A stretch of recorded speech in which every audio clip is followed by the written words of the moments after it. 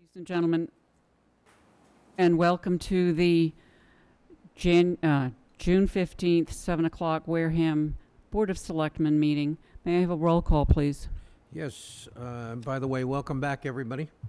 5 selectmen present, as well as the town administrator. Pledge of Allegiance. Mr. Gonzaga, please, would you lead us in the Pledge of Allegiance? I pledge allegiance to the United States of America, to the republic for which it stands, one nation, under God, indivisible, with liberty and justice for all. Thank you.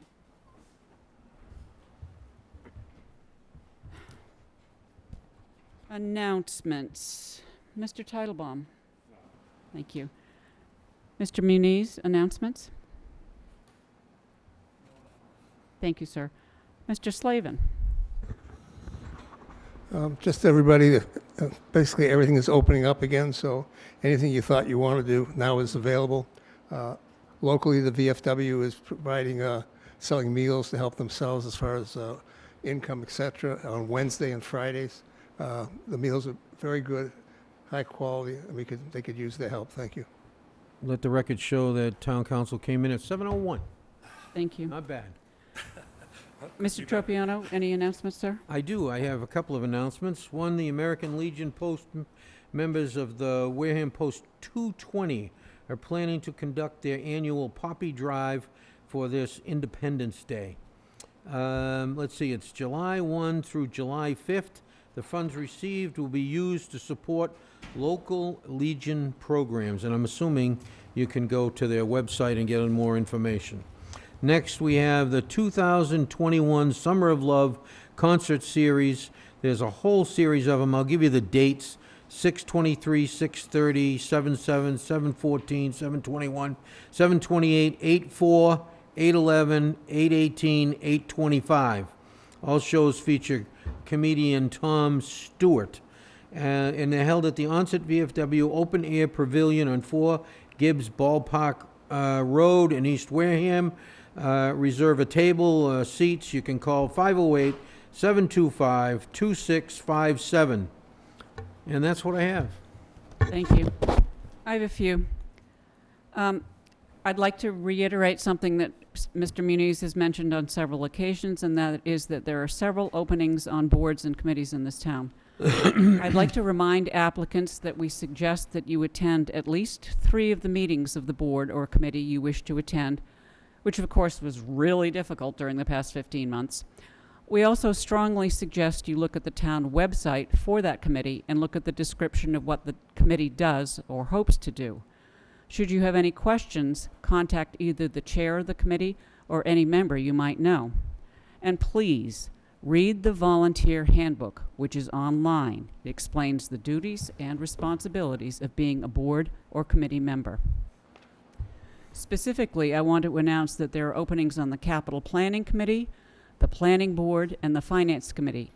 Those appointments are not made by the Board of Selectmen on the recommendation of a board or committee, but by a specific appointing authority chaired by the town moderator, as outlined in the town charter.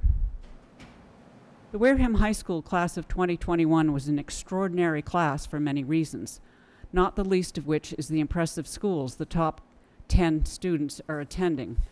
They include Wheaton College in Massachusetts, St. John's University in New York, Worcester Polytech in Worcester, Fairfield University in Connecticut, the College of the Holy Cross in Massachusetts, Smith College in Massachusetts, Harvard College in Massachusetts, University of Vermont, Rochester Institute of Technology, and the University of Massachusetts. Congratulations to all of the graduates of the class. There was more than $229,000 of scholarships awarded to the graduating seniors. I'd also like to recognize a very special graduate of the year of graduate of 2021. This is a gentleman who left school at the age of 17 to serve his country during World War II by joining the United States Navy. John F. Fearing was awarded his diploma on June 5th at age 94. When asked what his plans are, he quipped, "I might go to college." Thank you, sir, for your service to our country, and congratulations on receiving your Wareham High School diploma. And one last word.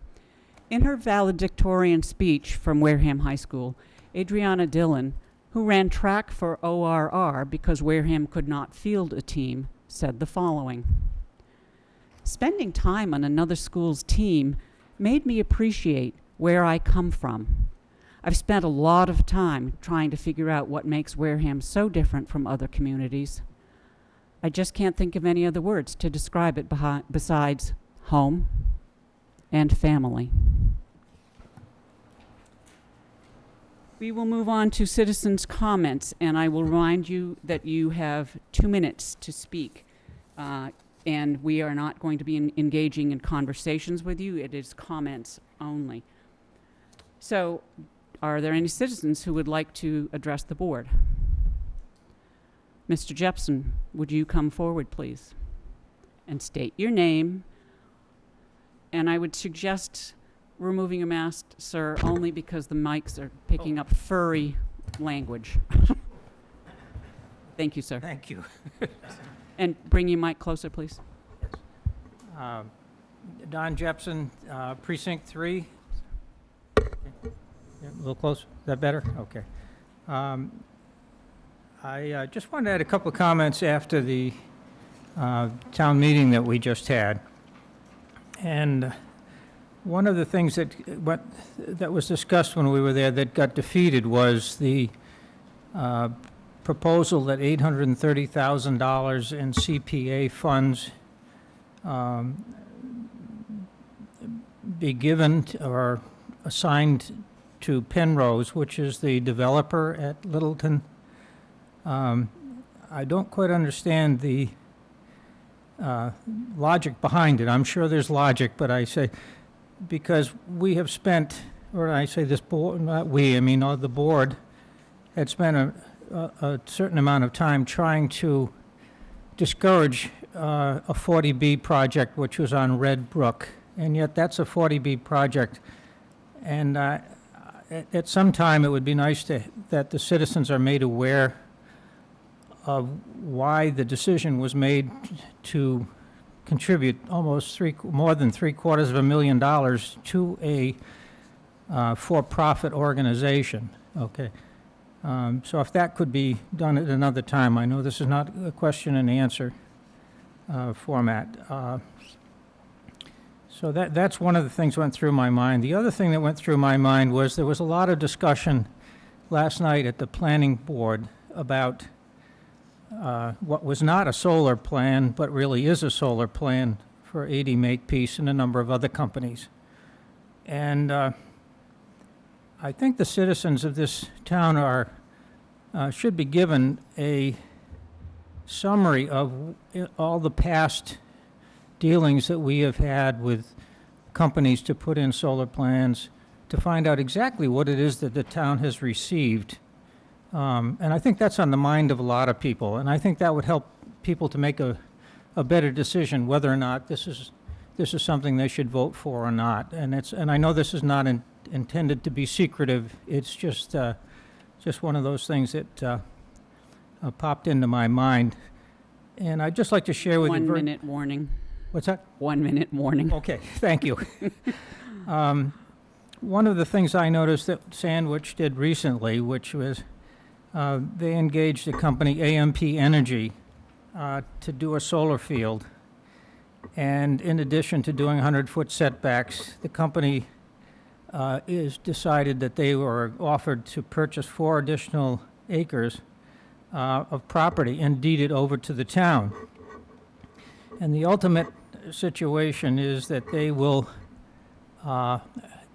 give the total property, which is 18.8 acres, to the town and be leased back by them for what they think is 20 to 40 years that the solar field will be there. And I thought that was a very interesting thing, and something that if we again, if we're doing similar deals like that, it would be nice to know, but I thought the fact that the property reverted back to the citizens of the town is an admirable way to go. Thank you. Thank you, Mr. Jepson. Is there someone else who wishes to address the board under citizens' comments? Seeing none, I will move on to board's comments. Mr. Muniz.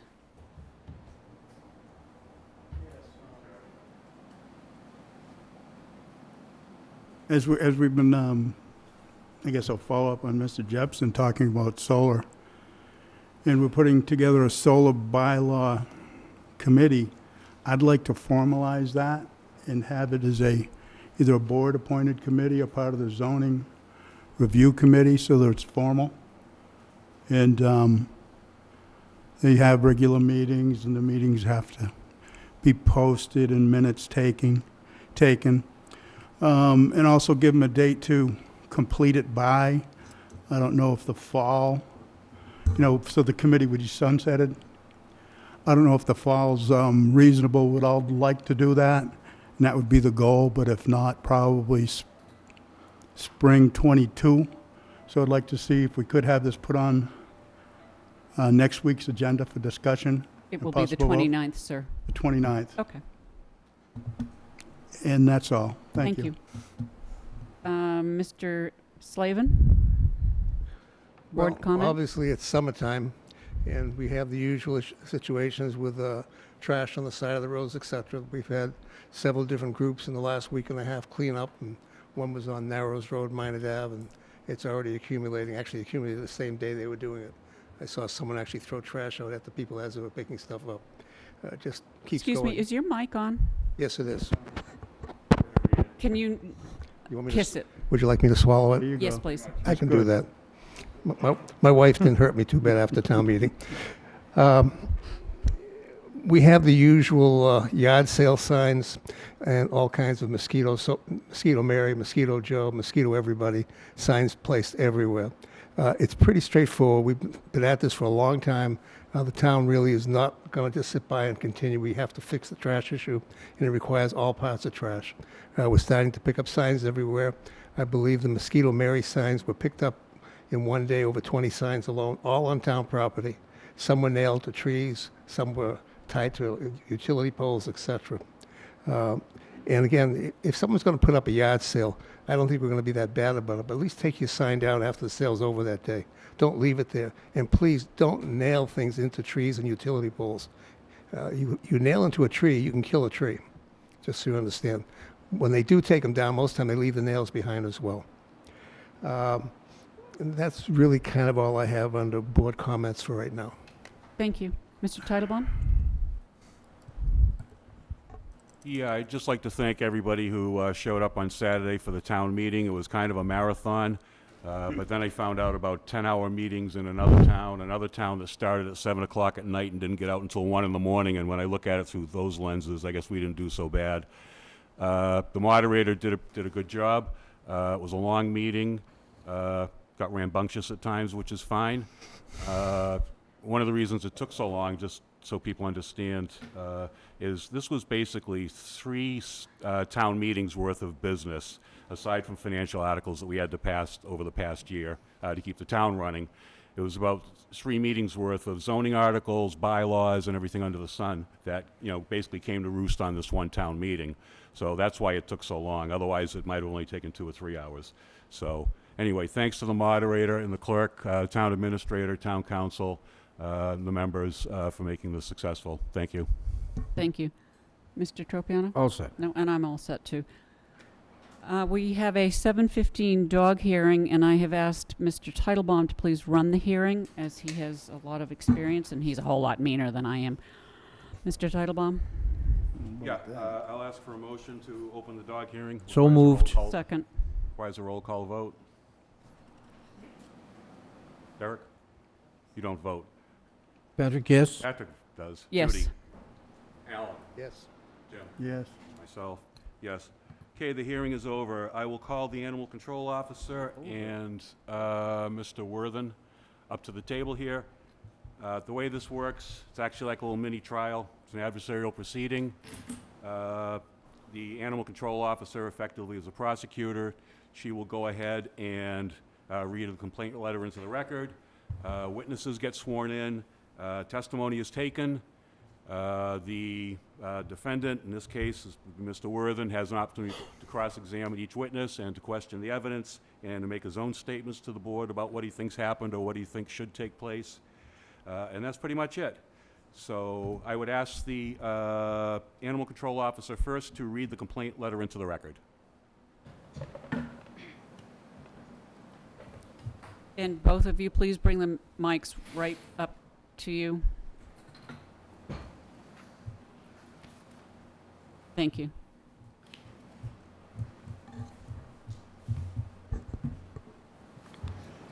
Can you identify yourself for the record? I, Wareham Animal Control Officer Cheryl Gorgat-Dill. I hereby make complaint hereon that the dog owned or harbored by Mr. John Reedy, 4 Sherburne Way, and Mr. Thomas Worthen, 39 Greengate, is nuisance by reason of continuously being loose in the area. The Wareham Department of Natural Resources has had countless complaints on the 2 dogs owned or cared for by the above-named parties. We have given warnings, written citations, and had endless conversations with the dog owners to no avail. The 2 dogs in question, Coco, described as a standard poodle, and Rocky, described as a golden retriever, have wreaked havoc on the surrounding neighbors and often people located at Little Harbor Beach. We've even received complaints that these dogs have been seen in the location of the protected piping plover. Our department has attempted to work with the dog owners, offering numerous suggestions on how to contain the dogs and resolve the matter without success.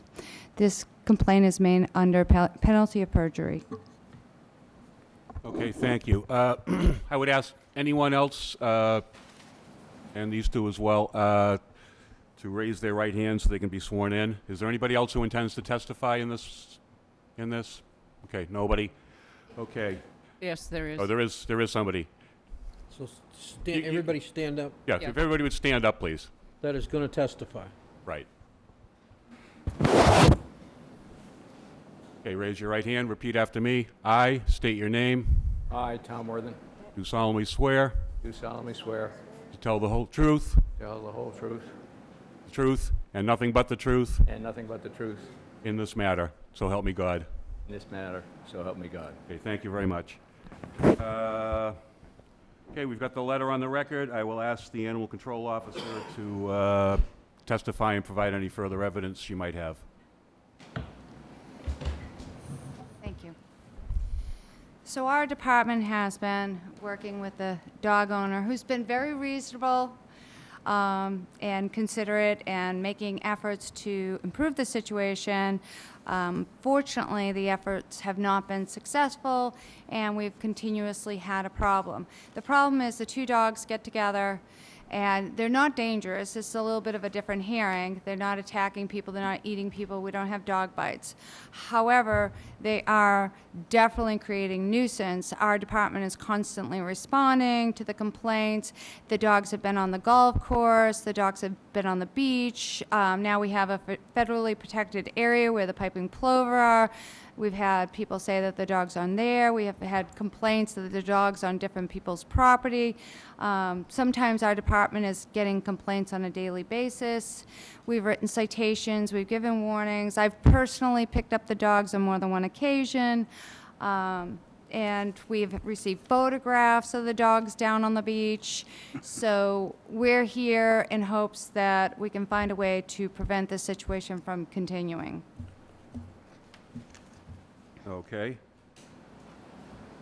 Questions for the animal control officer from the board? Patrick? No, I don't have any questions. Judy? No, sir. Alan? Yes, Mike? sorry. How many times do you think this has been gone on, and how long, time-wise? Well, I know that our department has documented calls dating back to 2019, numerous calls through the police department. The ones that are documented are the ones where we actually had contact with the dogs and we had evidence and we had contact with the owner. There's been numerous loose dog complaints where by the time we get down there, the dogs are not there. So we can't positively say that they were these dogs. However, they did match the dog's description exactly. So it was reasonable to believe that they were the same dogs. Well, the question, I guess, is how many times have you spoke to Mr. Worthen and Mr. Reedy on this? Had direct contact with them? Nearly each and every time I've made them aware of this situation. 20, 30 times? Oh, no. Cheryl, we'd be Yeah. friendlier. Not 20 or 30. Oh, no. And sometimes I spoke with him, sometimes I spoke with his wife, so we've had various, sometimes it's contact, conversation in person, like when I give him his dog, sometimes it's by phone, sometimes it's with his wife, sometimes it's leave a message. Gary Buckminster sent an email notifying them of the situation, so it's been different forms. So I'm assuming what you're saying is it's not the dogs, it's the owner. Be straightforward. I'm very direct today. I think there's a lot of extenuating circumstances to the situation, and there definitely has to be a way to resolve the situation. Thank you. Jim? I'm good now. Regarding citations, written citations, I don't know if there were warnings, I don't know if they contained a fine. How many times did you or the Director of Natural Resources or anybody in that department write citations? We've written several citations, and they are wonderful. They've paid the citations. I mean, they haven't argued with us on that. And I think the dogs are just very good escape artists, and we need to come to a common ground where we figure out how to stop this from happening. Okay. In terms of when you talk about the dogs being very good escape artists, could you describe the conditions on the properties and how they're kept? Well, the properties are very, very large. I actually was just out there the other day, and that's probably part of the problem. It's way down a dirt road. They're very large properties, and under normal circumstances, if the dogs stayed on the properties as they should, then we wouldn't have a problem, but they travel quite a ways, and I think once they set up a path, that they just kind of repeated that path every time they got together. What's what measures are you aware of that have taken place since the complaints started coming in that the owners have taken to try to confine the dogs? Well, I think that the dog owner would be able to probably, clarify that a little bit better. And we fine. do have some witnesses that would like to speak. Yep. Okay, Mr. Worthen, I'll give you an opportunity to now, if you'd like to cross-examine the animal control officer on what she's just testified to. This would be different than your own testimony, which I will take after the witness. The only additional information is that the Golden Doodle, it's 13 years old, is really the only animal in my brother-in-law's life that he's even appreciated, and now they're bonded very closely. And my brother-in-law is well down the path with Alzheimer's. And we talked to him about opening doors and things of that nature, and it to no avail. We've moved in with him now in the past 4 months, the past 3 months. Actually, we put out 2 30-foot stakes with wires on them, and we just installed probably,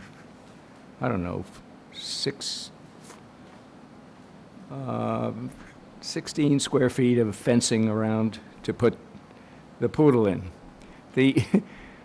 Individually they go out, they're not a problem, but together they go out, they're off and running.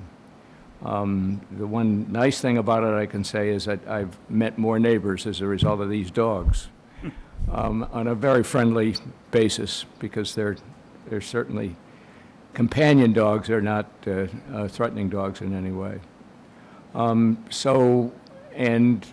now we're in the house. We control the doors better, so that My brother-in-law doesn't open a door and let his dog out, and Coco goes out, the other dog goes out with it, and then they decide they'd like to go down and see Little Harbor. But I would say recently, in the past 5 weeks, I only know of one occasion where they've gotten away, where they've been off the property and on their own. I don't, that's my opinion. Okay, thank you. I'll ask the witnesses to come up now. I also have a picture of the dogs at the beach in question, if you would like that. Do they have umbrellas and stuff? Yeah, we can take that into evidence, I suppose. I don't know how comfortable people are sitting that close to each other. If somebody wants to get up and move back, then feel free to do so. But if you're comfortable, then don't worry about it. Sir, would you state your name and your address, please? My name is Lawrence Edwards, and I live at 12 Lookout Lane. Okay. And what would you like to tell us tonight? Well, the first thing I would say is those dogs were up on my property yesterday. So whatever is going on at the moment isn't working. And it wasn't that many days ago that we called in a complaint on the dogs were up on the property. It's just been an ongoing situation for a long time. And all I'm asking, we've owned dogs in the past. My kids have dogs when they come down to visit us. We all use leashes. My two sister-in-laws who had dogs use leashes or a pen. It just seems like a simple, solution, but it's still happening. Okay. Thank you. Questions to the witness? Patrick? No. Judy? No, sir. Jim? Alan? No, that's no. Okay, thank you. Another witness. I see we have another witness back there, so.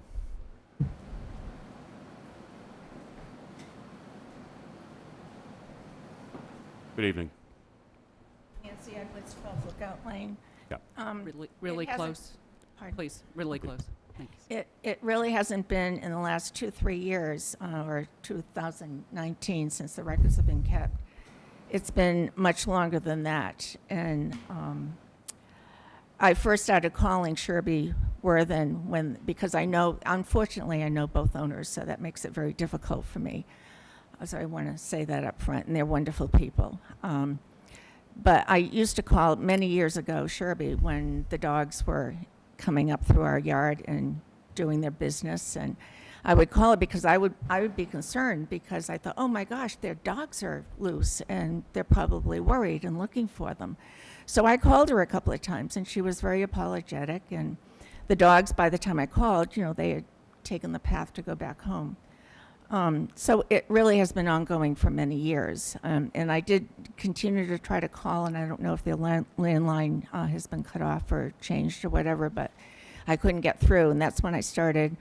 I called the control officer, and she said, well, send an email with the time and where you saw them. And so I started keeping a record of that and sending emails to her. But more recently, this spring, saw them we had really low tides out where we are, and saw them running on the sandbars and then coming up on the beach. And from my deck, I could see they were squatting and doing their business. And last summer, our grandkids were with us all summer. My younger daughter had COVID long term and couldn't really care for her children, so we had them for the whole summer. And our granddaughter was building a sandcastle, came up for lunch, and our neighbor came over and said, I was just at the beach and saw the dog lifting its leg on her sandcastle. And that made me really upset. And the dogs do run free. They are friendly, but they're they have a path. I see them. They come up our stairs. Our neighbors talk about them. And so I just wanted to add, it really hasn't been since 2019. It's been much longer. Okay, thank you. Patrick, questions? No question. Judy? No, thank you. Jim? Alan? No? Okay. I'll go back to the animal control officer. What do you want to do about this? This is taking place under Chapter 140, Section 157, not the Wareham dangerous and at-risk dog bylaw, because there's no threat from these dogs. So we're falling back on the state law, which provides that we can issue remedies and so forth for nuisance dogs. Are you looking for a declaration that the dogs are nuisance dogs and that the owners have to take Yes, sir. affirmative steps? I, as a Wareham Animal Control Officer, the Department of Wareham Natural Resources, request that the dogs owned and cared for by Mr. Thomas Worthen and John Reedy be deemed a nuisance, and request that the hearing authority order Mr. Worthen and Mr. Reedy to take remedial action to ameliorate the cause of the nuisance of the behavior per Mass General Law, Chapter 140, Section 157. Okay.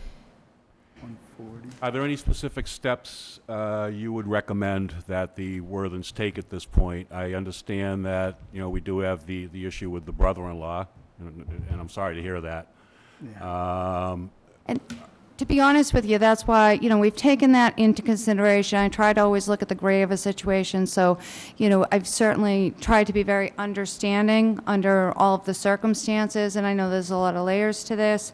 However, you know, enough is enough. We got to figure something out.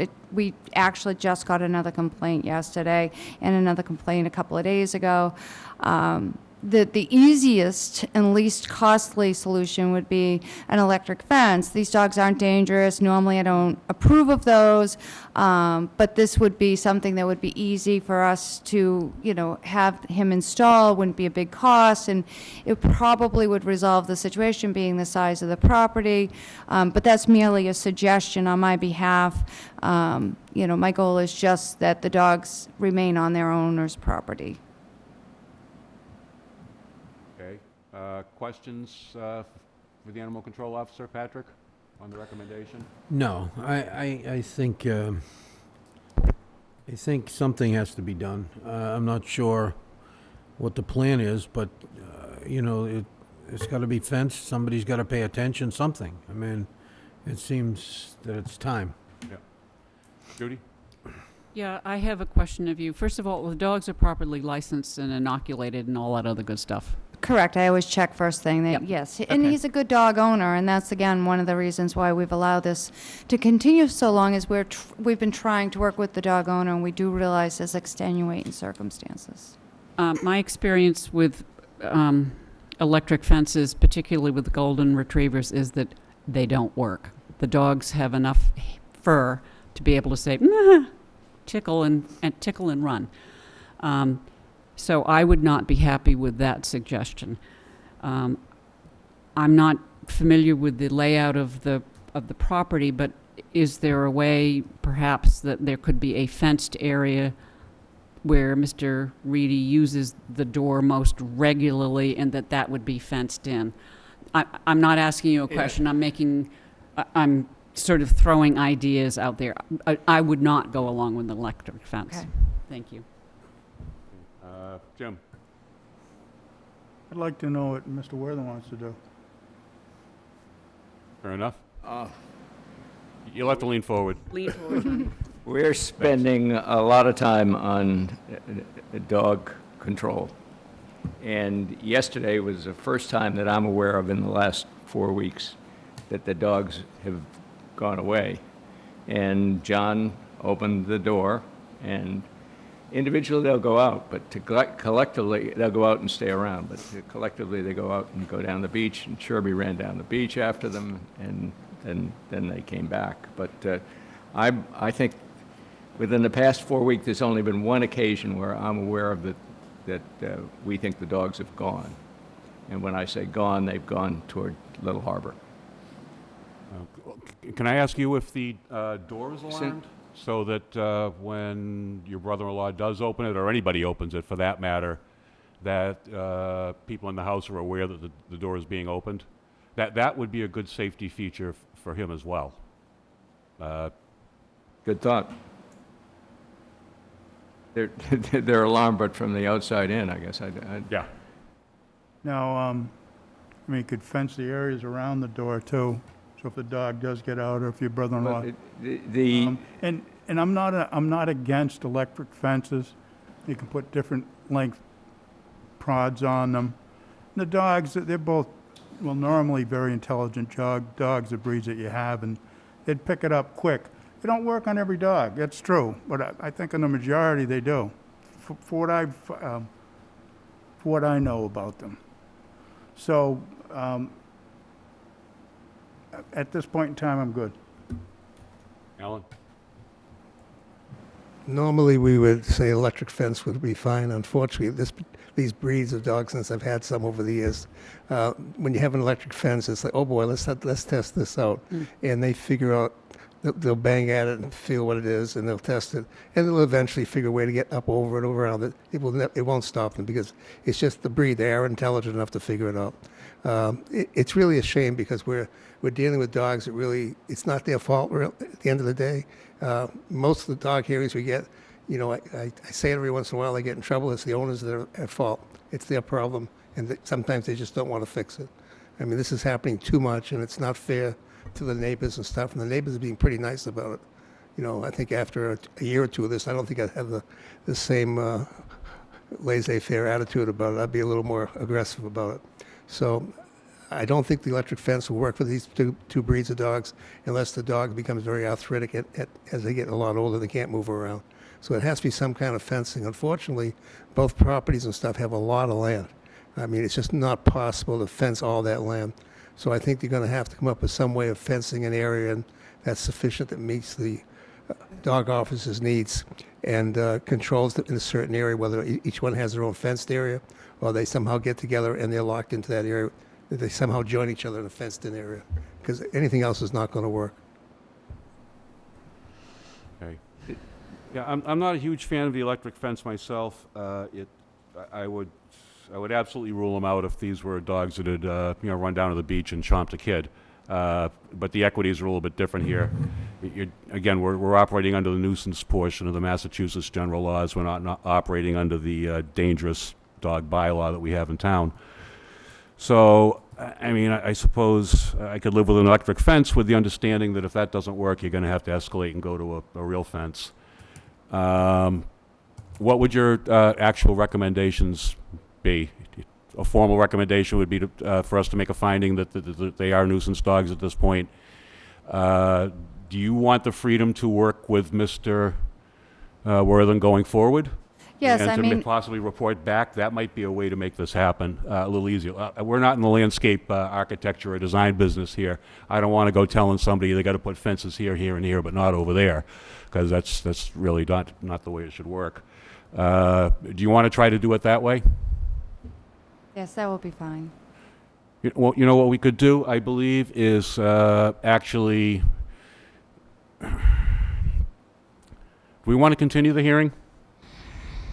Sure. For a month, so they can try to work this out and have a return date? Can do that. 60 days, Peter. 60? Give them 60 days, see what happens, and see if it's not controllable at that point after 60 days, if the dogs are still getting out. I'm sure Nancy and the company will come back and talk to us, and at that point there, we're going to have to come up with a more severe, decision. But again, it's not the dogs that are at fault. Okay. You know, All right, then. Patrick? it's always the case that it's not the dog's fault, and we always penalize the dogs. And it's sad, but it's the way it is. And these hearings never are good because somebody is always, not just the dogs, but somebody on one side or the other is always having issues for whatever it is. But, you gotta do something. This is... Well, it isn't that we're not trying to do something. We're just... Well, you've had plenty of time, sir. Look at how long this has been. My phone's talking to me over here. You've had plenty of time. Come on. She's tried to work with you. Everybody's tried to work with you, and you haven't done anything. And I'm sorry, but you need... It's not the dog's fault. It's you or whoever is in control of these dogs has got to get a handle on it. That's all. And if they don't, then 60 days from now, a lot more severe things can happen. That's my opinion. Okay, thank you. Does anybody else have anything to say? I think we have a motion to continue the hearing for 60 So days. moved. Second. Okay, motion by Patrick, second by Judy. Roll call vote. Patrick? Yes. Judy? Yes. Myself, yes. Jim? Yes. Alan, yes. Okay, 500. We'll come back in a couple of months. And, we could leave it that there doesn't need to be a return, I suppose, if the animal control officer sends us correspondence that'll be saying the up to problem's her. taken care of. But that'll be totally within her discretion. I'd be comfortable with that. Okay, We will- You report to us back if it's, something happens and it's solved before the 60 Alan. days. I'm asking that you report to us if something is resolved and it's fixed before the 60 days, so Well, we know. That's my question. So in that 60 days, if we continue to have a problem, would we be able to come sooner? Yes. Okay. yeah, That works. Are you comfortable with okay, that? yeah. Giving you up to 60 days, how's that? Beautiful. Yep, it's your Okay, well, call. thank you very much. This was one of the least contentious ones we've had. I appreciate that from both So can you parties and the summarize? witnesses. Can you summarize for the record what the recommendation, can you summarize for the record what the recommendation is? She's going to work with it. That's leaving it open. All right. Okay, thank you very much. Thank you. Thank you. Thank you, everyone. Go ahead. The next one is Constable. Discussion and possible vote to appoint Louise Gonzaga.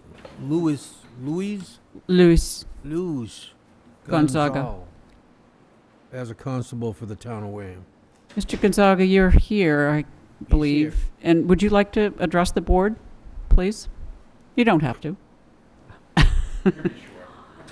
That's good. And close to the mic, please, sir. Identify yourself for the record. My name is, sorry. My name is Luis Gonzaga. I know it's kind of difficult, L-U-I-Z. Portuguese, it's Luís, but I go by Lou. Gonzaga. Gonzaga. I live in the town of Barnstable. I'm looking at expanding in Wareham, and also, I am also looking to Bristol, you know, my services. I have been a constable since 2006. I'm diverse in that I speak Portuguese, Spanish, and Italian, so it helps out in the community, and I'm also a licensed auctioneer. Constable's a tough job at times, and sometimes towns don't understand them, and I believe in working together with the police. Sometimes when a case, especially during evictions, and there's a lot of that going to be coming, Yeah. and it's my job, I count it as it's psychological on both sides. I even took an educational course to understand the process even more. I became a mediator, which I've never been able to practice because it would never work by being a constable, but then you understand. That's why when I go out on certain cases, I always ask the attorney or the people, and I also like to see the court transcript to assist. So it makes it a lot smoother. What I usually tell people, my joke about me, they call me Fresh Start Lou, because I'm going to give you a fresh start. You never have to see the landlord again, and you go forward. Same thing with divorces. Takes two people. Think of your children. So and that's one of the reasons why I want to, apply to the town. I'm also looking at moving from Barnstable to Bourne. Bourne, you have to go by election process to be a constable. So it would be an honor if, taking a look at me, and if you have any questions, I'm an open book. Thank you. Thank you. Mr. Slavin. On a yearly basis, how many actions do you take? How many serves? It average, right, I'm going to go prior to COVID, We'll, don't count COVID. about 100 a month. Thank you. Mr. Muniz. How many of those are for the county? It, Approximately, I don't need to know. okay, I'd say probably 60%. 60% for the county. Okay. And Of You which I can't- get 4Cs, which a 4C process. This is when it's court. I have to go through the courts, and the courts approve me, and I'm approved in just about every court in Massachusetts. right, but you serve for the Sheriff's Department of the County of Barnstable, I'm their competition. so you don't serve for them. No. Yeah, we're, constables well- are competition of the sheriffs. Yes. And we're all competition within each other. Right. But they serve, well, I know in Plymouth County they serve. So if you serve for them, No, I don't serve direct Okay, to them. If, for instance, them. what happens sometimes with the sheriff's departments, they close early, 2 to 3, or they charge a prime, so they'll call a constable. We're there 6 days a week. okay. We're more business people, I would say. So do you serve are you allowed to serve in Plymouth County at all yet? Yes, I am. I'm allowed to serve under probate. And for instance, if I had an eviction, the attorney would go to either Southeastern Housing Court or Plymouth District Court and request what's called a 4C, which is a special service for the constable. Either the clerk magistrate or the judge approves it. And usually what it is, it's a walk-in. Once you're known within the court systems, I walk that document in directly to the clerk's office, and whoever the clerk is there signs it, and then I can do that service. Thank you. Thank you. Mr. Titlebaum? Nope, I don't have any questions. Mr. Tropiano? All right, so, Mr. Gonzaga, you seem like a very nice gentleman, and I appreciate that. However, tonight we're going to be renewing 11 people, 11 constables. And it just seems to me that 11 constables in one town should be more than enough. And, even though you're a nice gentleman, and I know you're from another area and all that, some of these people here I know happen to be in Wareham. For me, I'm gonna have to vote against it. I'm sorry. Okay. Understood. Thank you very much. I have no questions of you. I will I'd- accept a motion. I'd like to, I noted that I don't believe the police department had signed off yet, That's correct. so I'd like to wait and see what they say.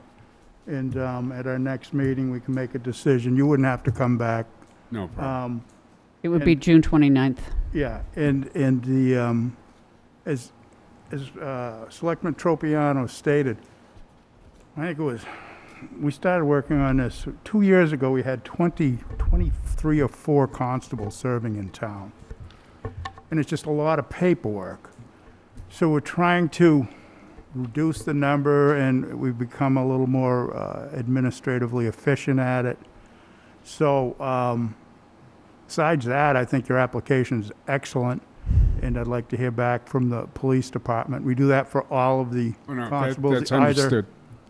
You know, whether it's a new applicant or reappointment, because you never know what happens, and sometimes they get information that we wouldn't otherwise know.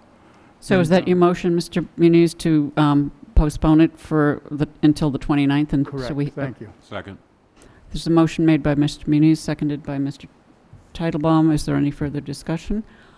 I'll call for a vote. All those in favor of postponing this appointment until the 29th, say aye. Aye. Aye. Aye. Opposed? Okay, it's unanimous. Thank you very much. Obrigada. Obrigado. Hmm. Gracias. Y buenas noches.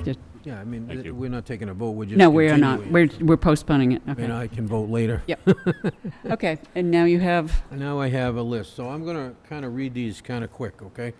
Because there's quite a yes, list. they are. Every They single look- one of them is They look complete. very good, actually. I might have missed something, but they look like they're all complete. They are all complete. You're good. All right, so we have, these are all to expire June 30th, 2022. And we have Karen Blair, Steve Coughlin, Ian Daly, Charles Devlin, David, anybody tell me what that? DeCenzo. DeCenzo, Greg Kamen, George Morse, Robert Short, Joel Thomas, Robert Terrell, and Herv Vandell. Hervé Vondel. Second. Motion made by Mr. Tropiano and seconded by Mr. Titlebaum to reappoint all of them to expire on June 30th, 2022. Any further discussion? Mr. Slavin, do you have a question? Yeah, I'd like to read into the record how many $25 fees came to the town for each one to see what kind of volume they do, since we're talking about trying to cut back. We have that report actually in here. Hang on. I think it is. You want me to give it Yep. to you? Yes, please. Hold on. Hold on. Remember, we got a report Yeah, but each 2 one weeks of ago. them Yeah. is separate. They're on each, they're Yep. attached to each Should be on each individual. one. I'd like to So, thank Selectman Muniz for actually getting that for us. Yes. So, Plus, yeah. see, the amount due the town, like this gentleman in particular, a woman, is, let's see, a subpoena, 15, the service was 60, 15, summons, 150, 3750, another summons, 25, 625. I don't know what that one says, I can't read it, it's, kind of all run together. But they're attached to each of these, and you should have got it in your packet. They're in the packet. You want Okay. them read into the record? I want to put them in the record, so what the numbers are, so if we're making a decision based on we have enough, we may have people that really don't do much at all in the town All of right. Wareham. All right, so, Okay. Karen Blair, 6750. Patrick, that means $67.50. Cents. So that's not very many No, actions. well, and. If you have a number to go with it, it's fine, if not just a dollar amount. Steve No, Coughlin- excuse me, that's not correct. It's 6750 plus 750. These are quarterly reports. Excuse me for interrupting. The grand total is 6750. Thank you. Plus a $50 application fee. Yep. And this has been she's, Oh, is they different quarters? I don't. The only reports have- come in quarterly. I only have one. They Wait a minute, shouldn't. maybe I'm wrong. No, you are. yeah, don't, And you've got two for this young lady? Yes, Oh, sir. there's one for I actually have 750, 3. Yep. One Yeah, for it's gonna 0, yeah, there is, they're Yep. all quarterly. wanna- you This wanna is gonna read be it? a Read 'em in? lot of work to read this into the record. Can we come back to reading this into the record at the end of the meeting? I'll do the math quickly. Yeah, it's fine, because like I said, we've made a point that, we have too many, we've cut back, so it really is important that we see what each one is doing that we have on the list, because how do we make a decision whether to reappoint them or not? Well, we've gone from, what, 23 down to 11? Yes, that's correct. Yeah, but Yeah, I mean, you you're gonna have to you may add end all up, these Peter, sheets up. with as many as 4 or 5 that are doing work, and the others are hardly doing anything. So do you want me to do the math and have it ready for later on in the meeting or not? That'll be fine. Okay, thank you. Mr. Tropiano, I'll do the math. You do the next one, please. Okay, next is Old Colony Elder Services Board of Directors, term to expire June 30th, 2022. Missy Zerzik. Dezek? Yep. Is that how you say that? Yep. Okay, I move we appoint her to term to expire June 30th, 2022. Second. Motion made by Mr. Tropiano, seconded by Mr. Slavin to appoint Missy Zizek to the Old Colony Elder Services Board of Directors, term to expire June 30th, 2022. Is there any further discussion? All right, next Hearing would none. be- Better call a vote. May I have a vote? Oh, yeah. Yeah. You made the motion. Did I have a second? Yep. Yeah, I'll okay. Motion made and seconded. All those in favor, say aye. Aye. Aye. Opposed? Abstaining? Unanimous. Next is the Board of Health, the terms to expire.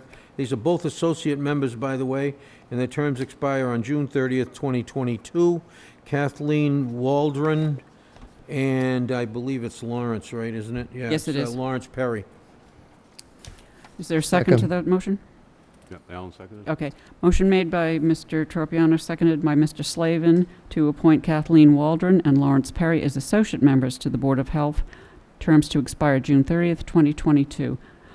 All those in favor, say aye. Aye. Opposed? Abstaining? It is unanimous. All right, next are two members to the Community Events Committee, terms to expire June 30th, 2024. Linda Gay and Kevin Costa. Second.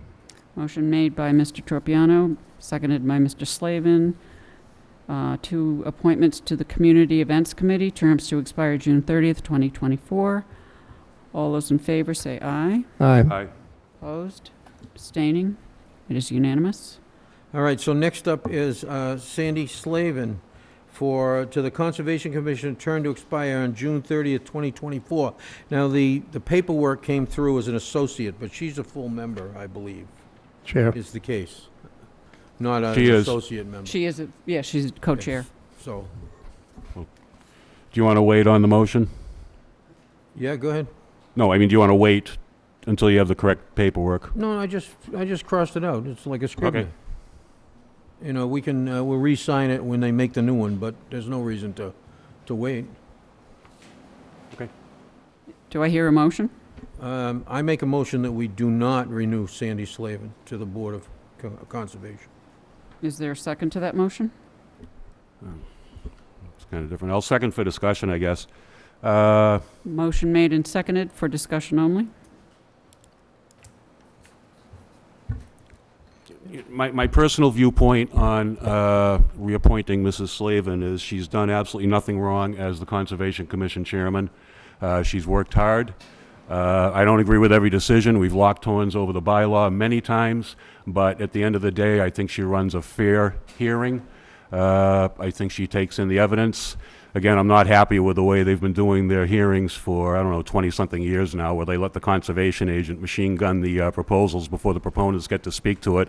I've never seen anything like that in any jurisdiction in the Western Hemisphere other than the Wareham Conservation Commission. But that's something she inherited. That's the way they do it. They all seem to like it because, it's just how it goes down. My concern is that she's an elected sewer commissioner, and that board, over the course of the next 10 years, is facing massive responsibilities.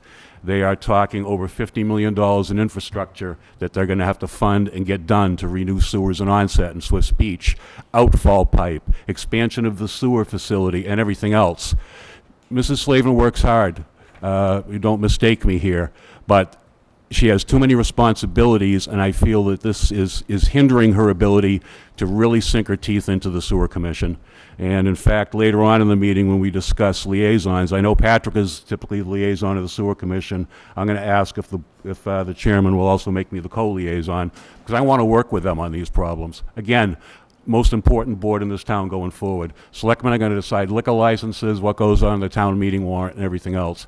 The sewer Board of Sewer Commissioners is going to decide heavy environmental issues. They're going to decide heavy financing issues and everything else.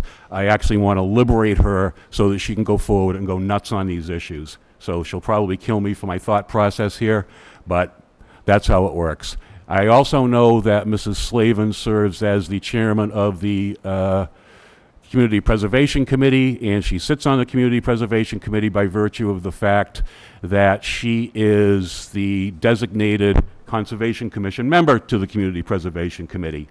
There would be a possibility there, I suppose, for somebody else to step up onto the Community Preservation Committee. I know there's a Conservation Commission member who is a member of the Community Preservation Committee who could take over the Conservation Commission slot, and then she could get the citizen slot. And I would have no problem with that, and then she could carry on with her work there. I'm just trying to cut down on the woman's workload. Elected officials, 6 boards, it's too much. Mr. Muniz?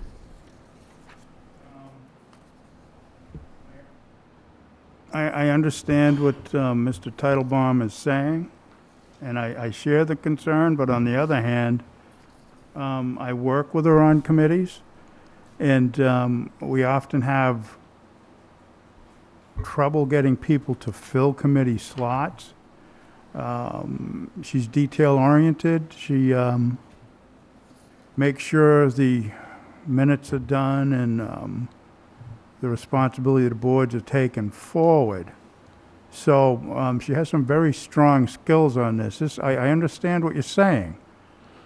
The responsibility on so many boards, I would rather see her make the decision on what she'd rather do if the concern is that some of us may feel that she's spread too thin. So that's about all I have to say about that. Mr. Slavin? I'll make a simple statement. Everybody's going to be upset with me. This is politically motivated. Thank you. What do you say? Disagree, but. There's a motion to Do I get to say deny. anything? You want me to say why I made the motion? Oh, yeah, go ahead. Yeah. Okay, so, for one, there's a bunch of reasons, but the one that stands out the most to me is there are no minutes for the Conservation Commission. That's a big problem. They have not put minutes together for a considerable length of time. And that's problematic as far as I'm concerned. And it may be the fact, like Peter was saying, you get stressed out when you have so many boards and so many committees to serve. And, you know, look, I know Sandy does some really good work. She does some great work. And I'm not trying to belittle her or anything else, but I'm trying to free her up to be able to do some stuff where she doesn't have as much to do. That's all I'm trying to do. And it's not politically motivated at all. Yes, It makes perfect sense under the circumstances, in my opinion. Thank Madam you. Chair, Yes, sir. as a response to Mr. Tropiano, the minutes are normally done through the Department of Planning and Economic Development. The planner has been asked for several years after Kelly Barrasso had to go back home and take care of her daughter to find someone to take care of the minutes for not only the Conservation Commission, but the Planning Board and the ZBA. So under those circumstances, if you have a concern there, then I guess we should get rid of everybody on those three committees. Thank you. Thank you. Yeah, I'll speak to the minutes issue. You know, it is true that, you know, they lost Mrs. Barrasso, who did the minutes for them, and there was not a replacement. The other thing is, I distinctly recall being told that last year the Attorney General told us, don't sweat the minutes so much, just try to run your towns, or try to run your boards, trying to run your committees. So I'm not holding that against her. You know, there are other boards, and frankly, there's a board I serve on where I owe some minutes, so I'm not going to bust anybody's chops over minutes, believe me. But, you know, again, to me, it's the workload, and if she's going to work 40 hours a week on something, I'd like for it to be 30 hours to be on the Sewer Commission. Thank you. I'm not going to allow any further discussion. There's a motion on the floor to not appoint. I will call for the vote. All those in favor of not reappointing Mrs. Slavin, say aye. Aye. Aye. All those not in favor of not reappointing, say nay. Nay. Are you voting, sir? Yes. You can. Yes, I can. You can. Yeah, so, okay. Normally, I would not vote, but as I said, I made my statement. So I'm sorry, you did vote? Yes, Yes, sir. Okay. I will accept a motion for reappointment. so made. Is there a second? Motion made by Mr. Slavin, seconded by Mr. Muniz. I will allow no further discussion. All those in favor say aye. Aye. Opposed? No. She is reappointed for that term, 3-2. Thank you. Fair enough. May I, I'll get my. we'll get to the, after we have the last reappointment, I do have those figures from you, Mr. Slavin. Go ahead. Okay, next is Carolyn Hines. Let's go to the back of the page. Council of Aging, 2 people. Council on Aging for terms to expire June 30th, 2025. They're Carolyn Hines and Melissa Plord. Plord, right? Yep. So I make motion that we appoint both of them. Second. Motion made by Mr. Tropiano, seconded by Mr. Titlebaum. Any further discussion? Mr. Muniz?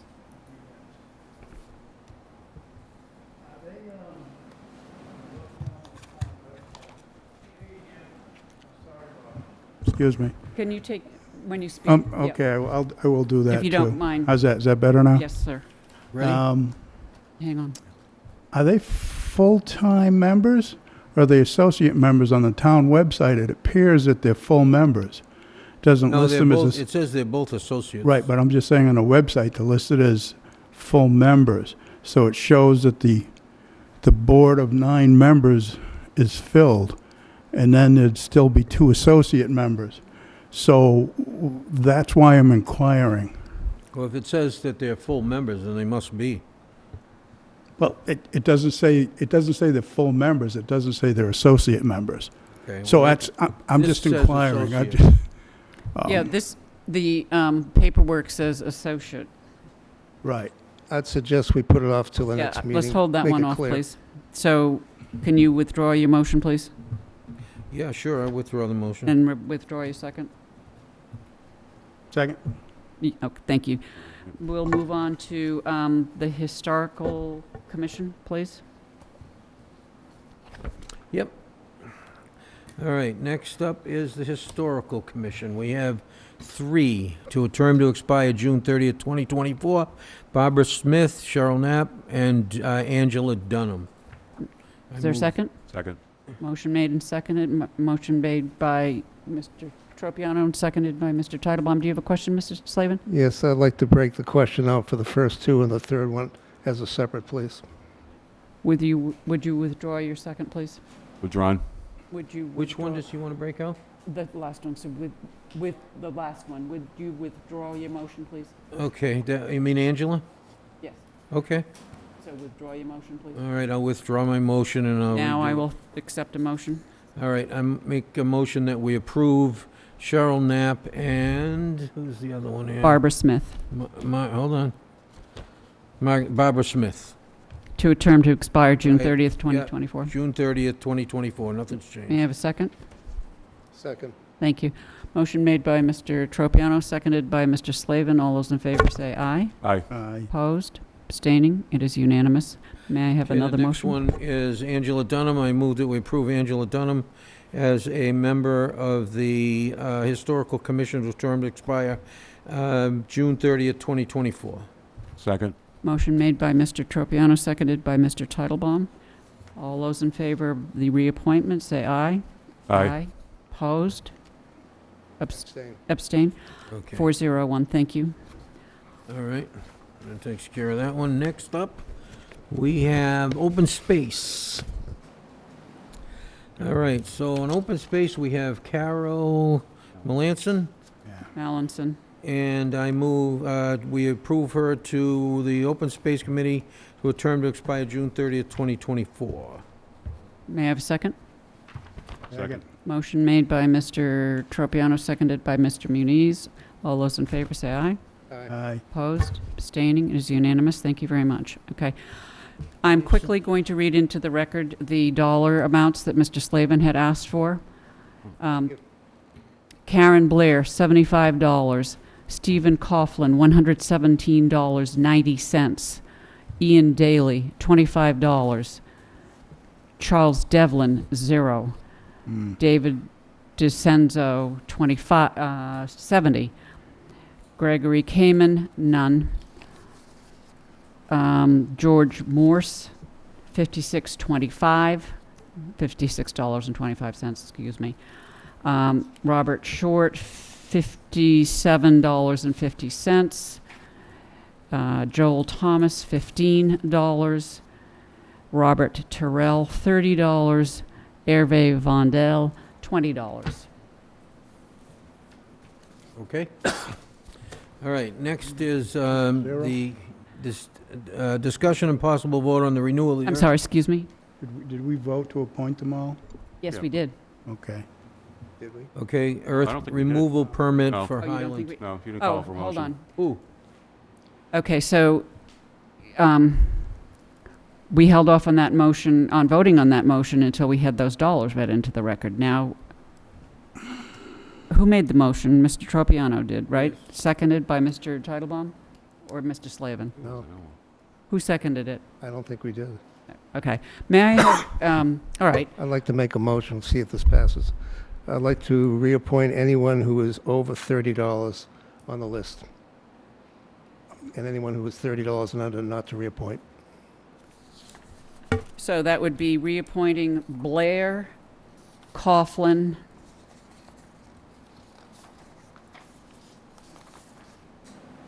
DeCenzo, Morse, Short,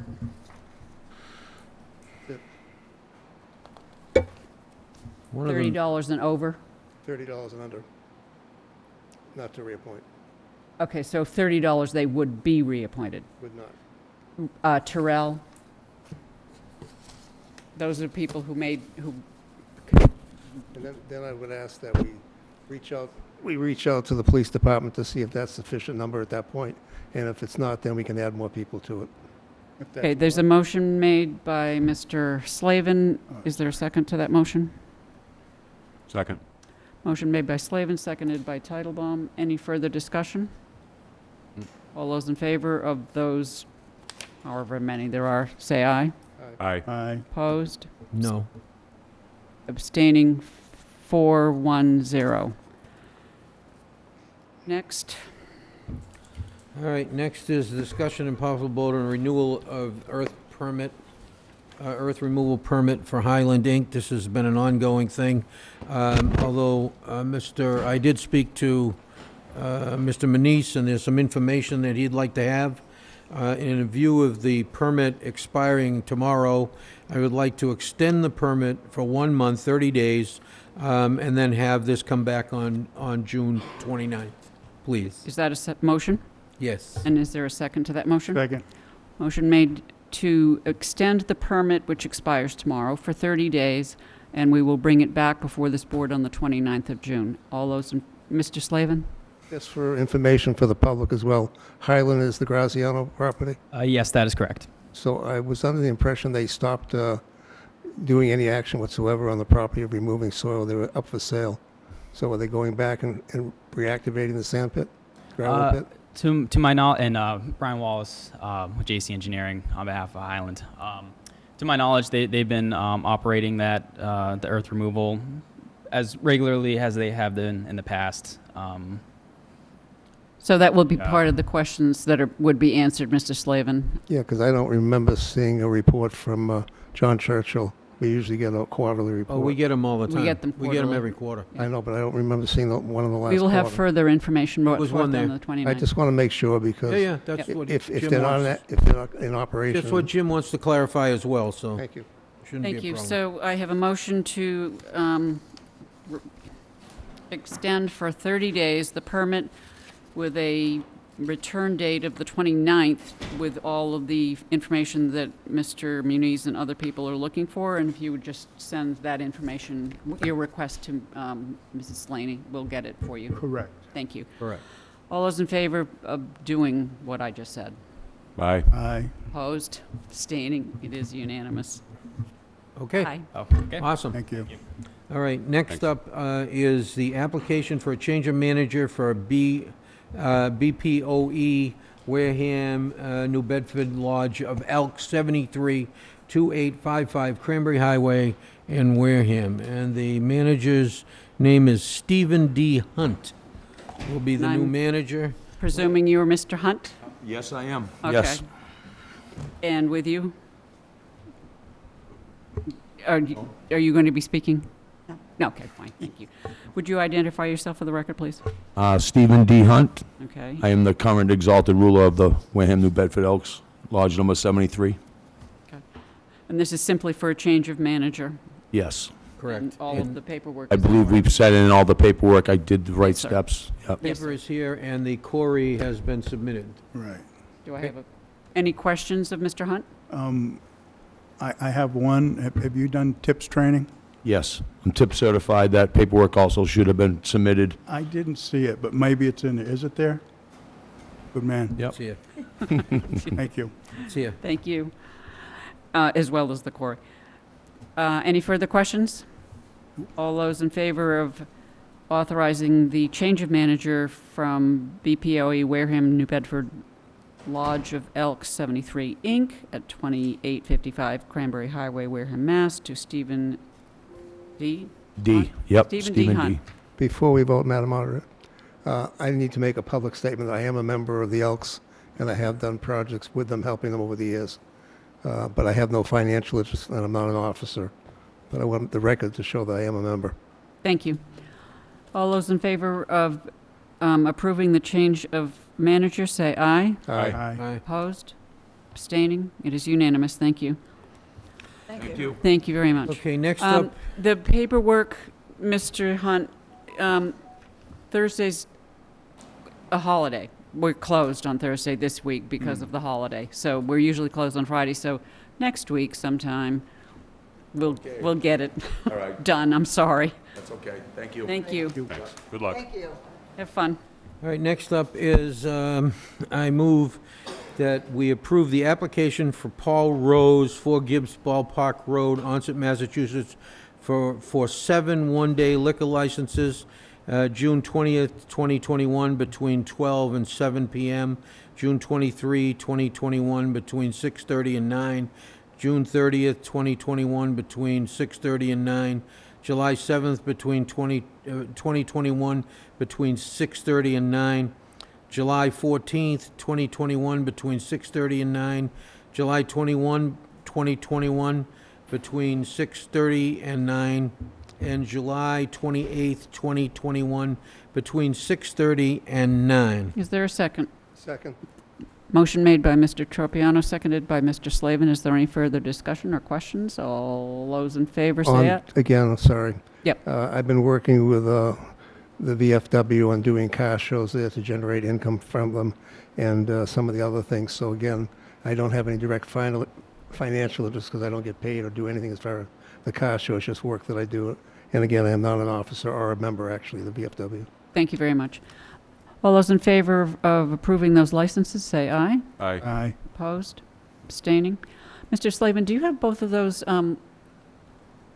comments in writing with the clerk's office? I think I have in writing about, in general, because of all the different organizations I'm involved with. Would you double check that, sir? I'll update it anyways. Okay, 'cause yeah, I've thanks very added- much. I think I've added 5 different organizations Yeah, since that's the last not, one. I'm not worried about it. I'm just Judy? asking you to do it. Yep. Okay, we now have a proclamation for Pride Month, and I will read it. Proclamation. Whereas Martin Luther King Jr. wrote, "In the end, we will remember not the words of our enemies, but the silence of our friends. And it is only right and moral that we identify, condemn, and stand against all forms of racism, discrimination, and hatred. And whereas the month of June was chosen to commemorate the riots that took place in Manhattan in June of 1969 at the Stonewall Inn, and whereas the United States Supreme Court ruled in June of 2015 that same-sex couples can marry nationwide as a civil right. Whereas gay, lesbian, and bisexual Americans can serve their country openly, honestly, and without fear of losing their jobs or their positions because of whom they love. Whereas the town of Wareham recognizes that our nation was founded upon the principles that all people are created equal, and that each person has the right to life, liberty, and the pursuit of happiness. And whereas the town of Wareham understands that LGBT rights are human rights, whereas the town of Wareham is strengthened by and thrives upon the rich diversity of ethnic, cultural, racial, gender, and sexual identities of all of its residents, all of which contribute to the vibrant character of our town. Therefore, the town of Wareham proclaims that June of 2021 shall be known as Pride Month. So proclaimed this 15th day of June 2021, Anno Domini, Board of Selectmen Judith Whiteside, Patrick Tropiano, James Muniz, Alan Slavin, and Peter Teitelbaum. There are several people who have asked for copies of this, and if you're one of the people who would like a copy of this proclamation, simply email BOS, and we will send you one in return email. You want a second? You want a vote? Judy, We don't need to. okay, fine. Next. All right. Thank you. Next up is informational discussion with Ranchod, Inc., DBA Liquor Locker, 3021 Cranberry Highway, Wareham. Is he here? They were supposed to be here. They're not here. Okay, so, Well, okay, let me, for the record, the company has been closed for I'm not sure how long because of a fire. I read in the paper today that they plan on opening this weekend. I have asked the building inspector whether they have a certificate of occupancy, and I have not received a yes answer to that question. As of last Thursday, the answer was no. So I'm not sure what we do. I think we have to vote to authorize you to send them a letter saying that they can't open until they have the proper occupancy. Is that a motion? Back again. Yep. Second. Motion made to authorize me to send. Richard's got a hand Oh. up. Yes, sir. We could take it up under 48-hour business. That might be better. Mr. Bowen? Excuse me, Madam Chairman, what I'd recommend would be to let the building official handle it in the ordinary course of business. They were invited to come in before the board and describe where they are at in terms of their reopening. I'd suggest that it be put back on the agenda for your next meeting, at which time either the newspaper's prophecy will have come true or it will not have. And should you follow that route, and should there not be a good explanation for delay or non-compliance with your invitation, at that point, you could consider a disciplinary proceeding. But until you actually hold a formal disciplinary proceeding, I don't recommend that the board take any vote that might be construed as a penalty without benefit of a hearing. Even though Selectman Titlebaum is quite correct that they shouldn't be opening without a certificate of occupancy, and should they do that, I think we would probably handle that through the building process, and then with a report from the building department to you of a violation, you could schedule a disciplinary hearing under 204 Code of Mass Regulations 2.04 subsection 2, I think it is, permitting or committing illegalities on a licensed premises, in this case, to wit, operating without a certificate of occupancy. Okay, I will ask then I that, will rescind my motion as a second. thank you. May I have the motion rescinded, please? It is. Okay, thank you. Just for the record, again, I don't know when the fire happened, but we were never notified that this business was not in operation. Yeah. Please. With your Please. your permission and the indulgence of the board, you know, I certainly feel your pain on that one. Having been a member of a liquor licensing authority myself for 6 years, it's incumbent on license holders to keep you abreast of what they're doing. And if they fail to do so, they do so at their own peril. You know, at one point, you know, I remember from my liquor commissioner days, we always wanted to try to assist businesses in every way that we could and not make business hard for them. But it's a two-way street, and the oncoming traffic in our direction is, if you've got a problem that's keeping you from opening, you really should let the licensing authority know so that we know what's going on. But thank you. Can I? Yes, sir. Is that a requirement or no, if you change your hours or if you close? Yes. It's a requirement. Any change of anything on the license is printed and granted. With your permission, Madam Chairman. Yeah, you and Selectman Muniz are correct. Certainly a formal change of hours requires a proper application and a hearing. A failure to open raises a different set of issues. Under Chapter 138, liquor licenses are granted for, among other reasons, to serve a public need. And if you're not opening, you're not serving a public need, which is the raison d'etre of giving the license out in the first place. So, yeah, they kind of have to tell you if they're not open and why and how long and what their plan for reopening is. You know, generally licensing authorities are pretty good. Hey, you had a fire, you know, it might take a while to get the insurance money, kind of take this long to buy the lumber, get the guys in there fixing the place. You know, just come clean, tell everybody what's going on, and usually there's no problem. Not showing up, yeah, not a good approach. No big deal. Just wondering. You read it into the record. Thank you. Yes, I think what we've done in the past, by the way, is that if they're closing like early for one night or something of that nature, they notify the police department, and we've Yeah, we've had that policy and we've allowed that. If they close for vacation, they usually send us a little thing, okay, we're closed for a week or whatever, and we've kind of dealt with it that way. It's been pretty easy to deal with. And it's worked very successful, and we've really not had many issues at all. Thank you. Okay. How about the representatives of Scarlet Rose LLC? Mr. Kjelgaard? Correct. Ah, that was good. You are good. Would you identify yourself for the record, please, and whoever is with you? Michael Kilgard. Constance Kelgard. Thank you. We asked you here this evening for an informational discussion. You have had in our hands since January a license application, and you've been doing a lot of work on a building on Main Street. Obviously, you've put a lot of time and certainly money into it, I would guess. And I think what we would like to know is what your application is a different kind of bird than we've seen before. Really?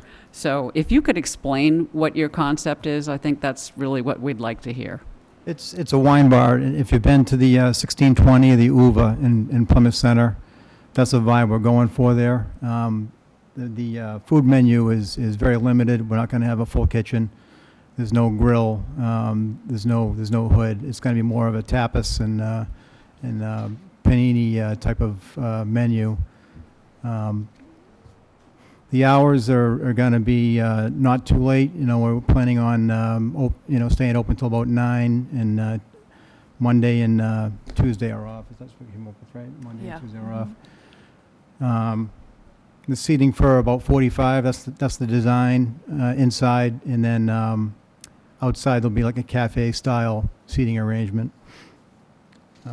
We're planning on a 20 tap system that will also have craft beers and sodas and coffees and tea on tap as well.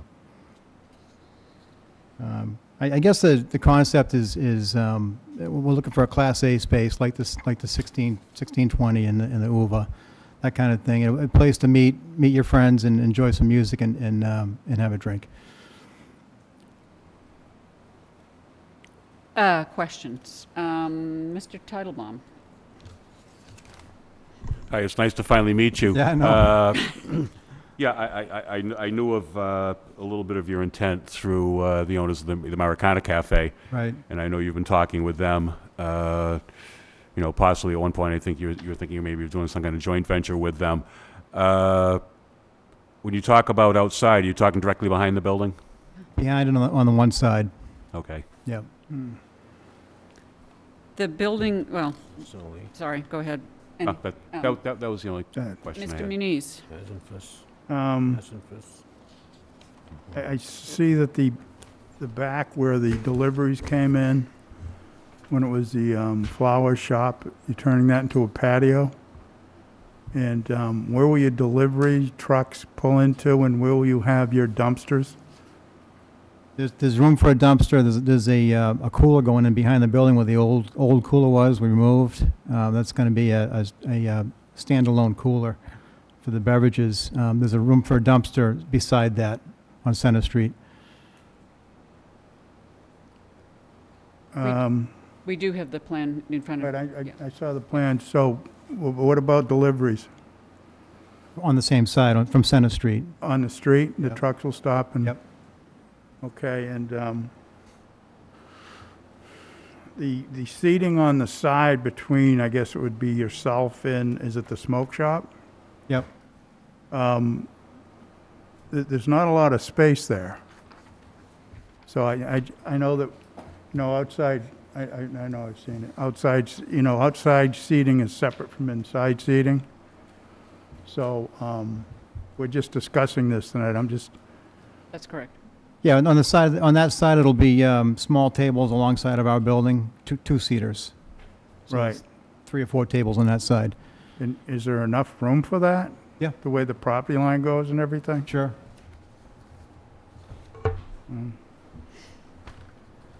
Okay. More room than you think. Huh? think Well, this no, I've actually walked by and looked inside, and That's why when, on the permit, it said that they, all the inspections have been checked off, but it's still all just rough, wires hanging down, no Yeah, sheetrock, construction's no been plumbing. So I don't know why they were checked as being done.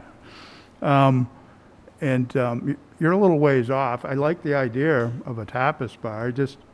I wasn't sure about where your dumpster was going to go. I don't know, about parking on Center Street for the deliveries, and the amount of room on the right side. If there's enough, and if you could show that, with measurements or whatever, Okay. that would be, just so we make sure there's enough room on your property for people to get back and forth and people to do service out there, and, Yeah, we've given it quite a bit of thought, and it's laid You're out an engineer, very right? efficiently. Pardon? You an engineer and architect, yeah, so that's why thank you. Sure. Mr. Slavin? You're not going to seek an all-alcoholic license, just a beer and wine license? It's beer and wine, correct. Okay, because we will be applying for 5 additional licenses, I believe, in the village, just so you understand, because nothing is available on that. Beer and wine's a different story. The other thing I think is going to be a problem initially, the emergency room at Toby Hospital, the build, I think is still about a year away before it's complete. And because that street there right now, that's one of the main ways the ambulance gets up that street over to the hospital. Center Street. I would suggest that you somehow, whoever you're buying your alcohol products from, that they bring what I call a short load, which is like the old Ford van. It's now a Ford Transit they use, because if you have to park an 18-wheeler or what I call a large load truck, you'll block up so much that street, it will be a real problem. Sure. So it will be temporary, but you're going to have to look at that. Thank you. Mr. Tropiano? I don't have anything to say. Good luck. Thank you. Okay. I don't understand. I have asked several people if they have... The way I read this, it's what I would call a slot machine service. Can you explain that to me? Because I just... The concept is long gone. The self-serve beer, That's what's on file with us. I modified that and replaced that at some point. And you handed it to the clerk in our office? I put it on the website, replaced the document on the website, in the application. Or was that the ABCC? That went, yeah. I'm sorry? Okay, you'll have to, yeah, we didn't, okay, so can you explain your new concept then? The Mr. new Kilgore? concept is just, have you been to? No. Okay, it's I guess you say full service. Service, drinks and food will be by servers. The previous concept was a self-serve type of concept where you had, the patrons serve themselves they have a credit card and they put the card in the slot, and that's long gone. This is just, it's a small restaurant with a wine bar theme. So you also mentioned that you would be having music. Have you applied for? Not yet. Gee, I even didn't get the question out. Go ahead, Mr. Slavin. I just want to make a comment that we're trying to make Main Street a destination area rather than a drive-through area. And this would be another nice piece to keep developing along where people will come downtown and stay downtown at night especially. Thank you. Thank you. Yeah. I would caution you about the parking on Center Street. If I were driving down Center Street and there was a beer truck there or something, I would not be a happy person, because Center Street really is a very, very, and one more, very busy street. And as Mr. Slavin points out, at the moment, it's being used as an emergency entrance to the hospital. So would you please make sure that what we have in front of us, this is also a seasonal wine and malt beverages license? Okay. If we are limited to that, that's what it is. Right.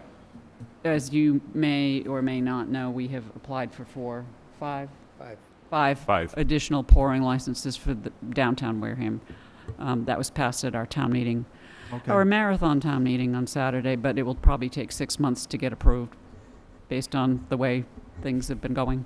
So we could make the change in the future if, That's correct. okay.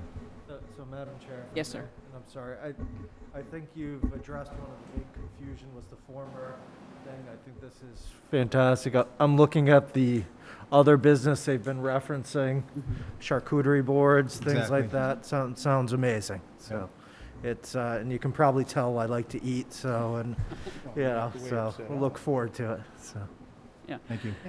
I think we're all of us, I think I speak for all of us on this board, that we are very much encouraging people to invest in downtown Wareham. Not just downtown Wareham, but in Wareham in general.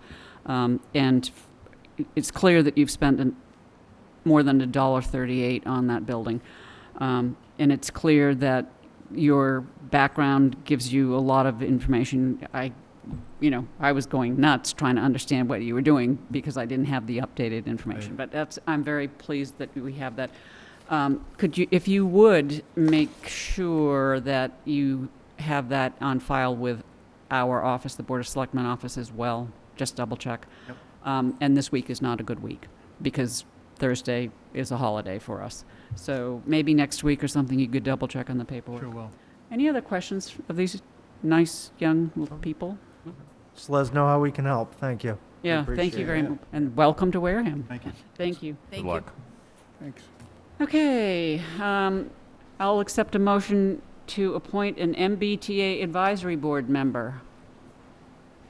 Move that Alan Slavin be appointed to the advisory board, MBTA. Second.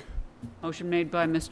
Tropiano, seconded by Titlebaum to appoint Alan Slavin to the MBTA Advisory Board. I think you asked me to give you some information on that as well. Yes, Okay. briefly, please. I'll do it Because as I quick as promised I can. everybody we'd be out of here by 9 o'clock. Okay. You're making a liar out of me. That's okay. Won't be the first time I've done that.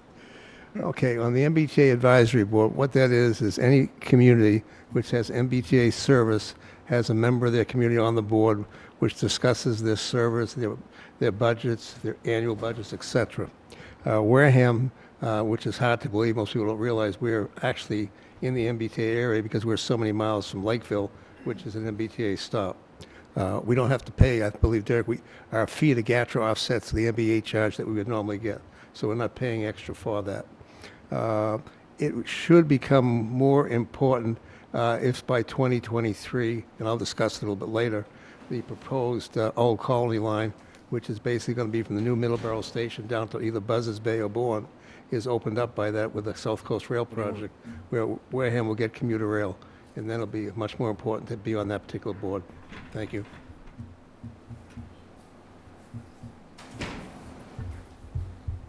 Okay, motion made and seconded. All those in favor say aye. Aye. Opposed? I abstain.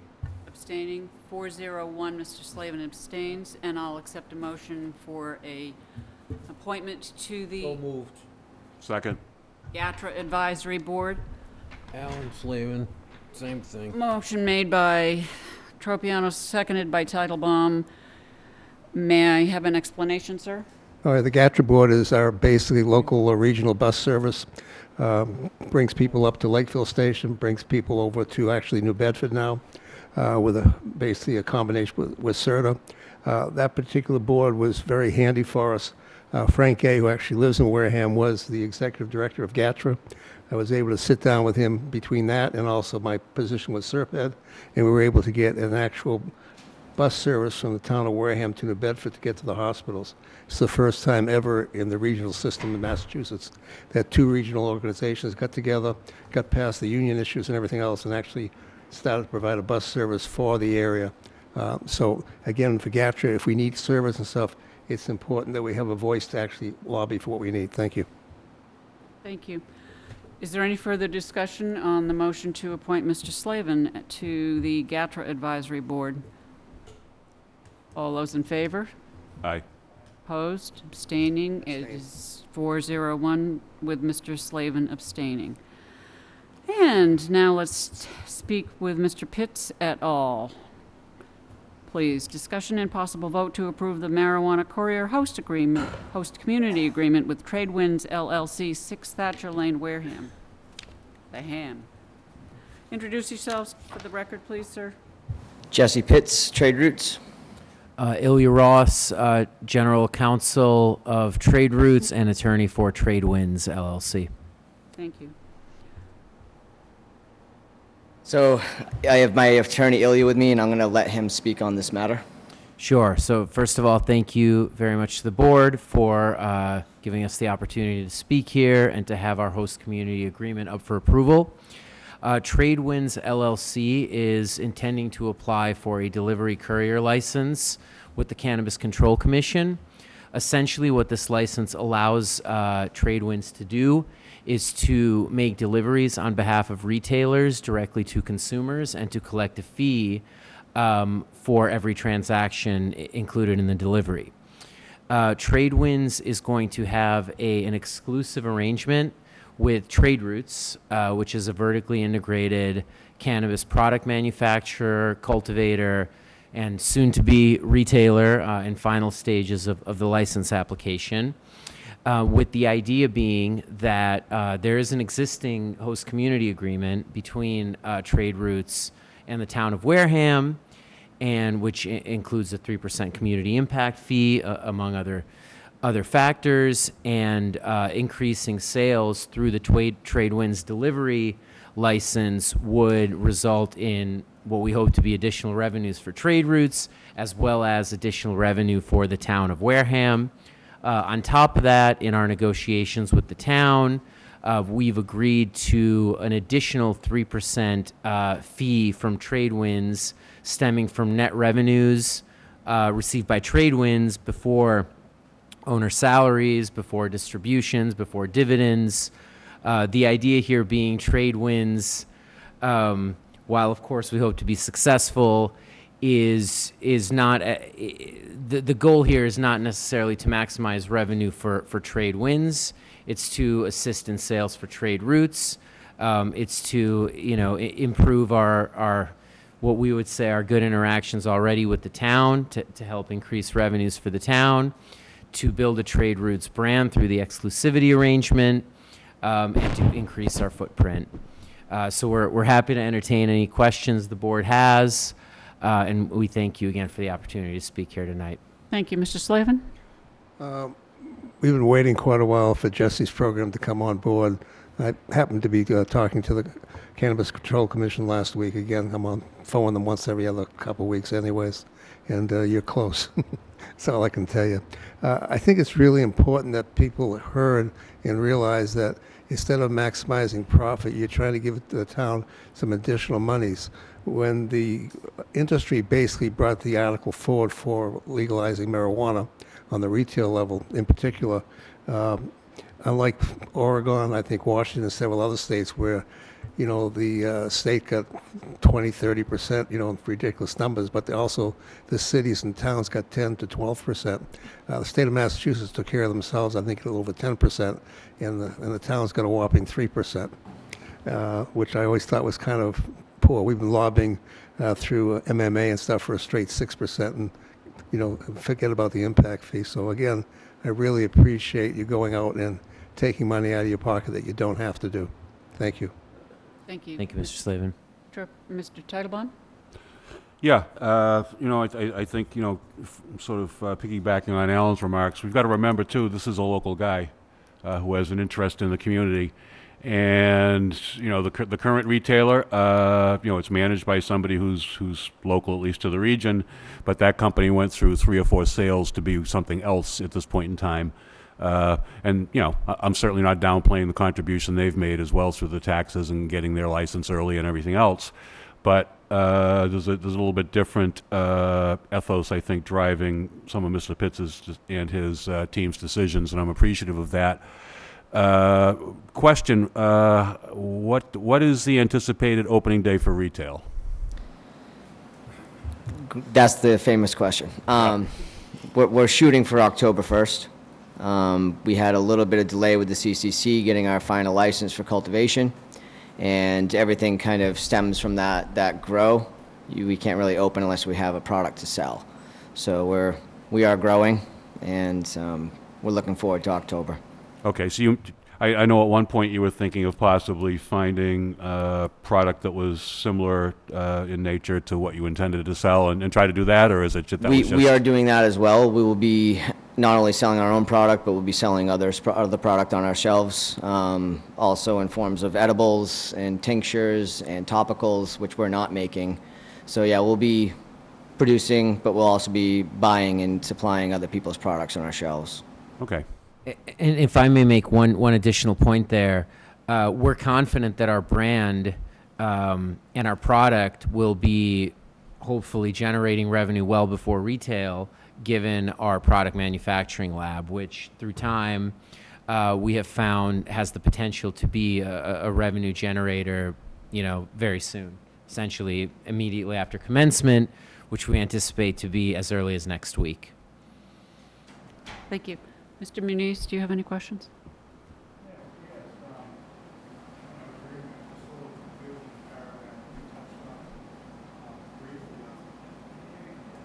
That's because I didn't have my microphone on. And you touched on it briefly when you spoke about the net revenues. That's net revenues after you've paid the employees and whatnot, correct? So that's where I was confused, because I was thinking gross revenues and net revenues are after. So, I read it like 5 times and I still scratched my head. And I don't blame you. And these guys always have very strong feelings about lawyers. So I'll clarify. So essentially, No offense, Peter.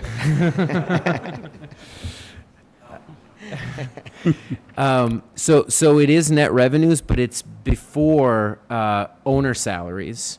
So to the extent we have to pay, yes, and it's also before any distributions or dividends. So That's no all right. owner. Yeah. Okay, thank you. Thank you. Thanks. Mr. Tropiano, do you have any questions? I have no questions. Mr. Town Administrator, we have in front of us a document that you have recommended that we sign. Is that correct? Yeah, Mr. Buckland. So. Okay. Then I will accept a motion. So moved. To approve. Motion made by Titlebaum, seconded by Slavin to approve the marijuana courier host agreement with Tradewinds LLC, 6 Thatcher Lane, Wareham, Mass., and to authorize the town administrator et al. To sign. All those in favor, say aye. Aye. Opposed, abstaining, it's unanimous. Thank you very much. Have a nice evening, gentlemen. Thank you very much. Thank you. Good luck with Thank you. your future dealings with the CCC.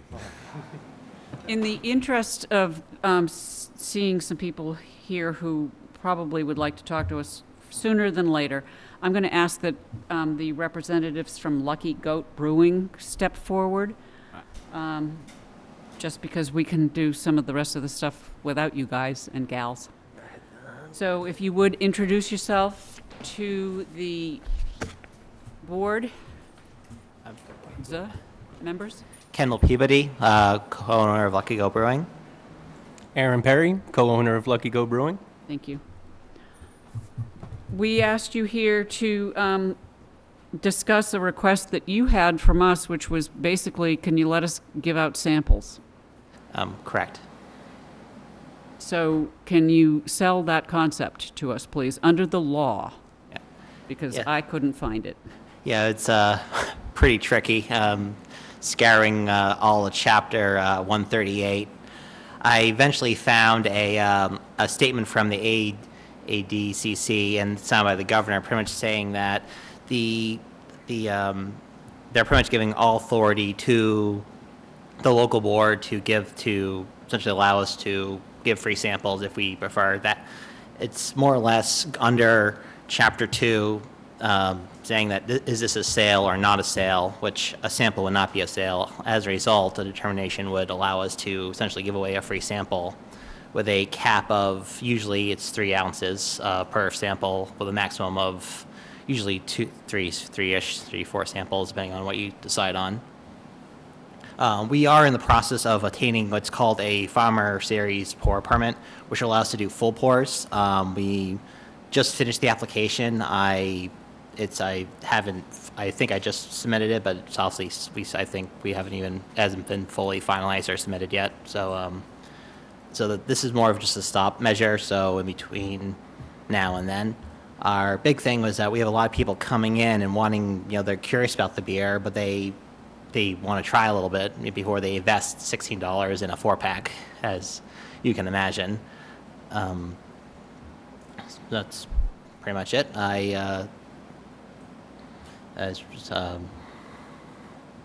Bottom line, sample would just be with no cost and be no sale. Mr. Bowen, would you weigh in on this, please? Please. I haven't had any free beer. Well, that's a good thing. That was yet. I looked at the advisory that you had forwarded to the selectmen, and I guess the question I had was, do you have a Section 19B, C, or E license? Yes, so we have a 19C, which is a farmer brewery license. Okay.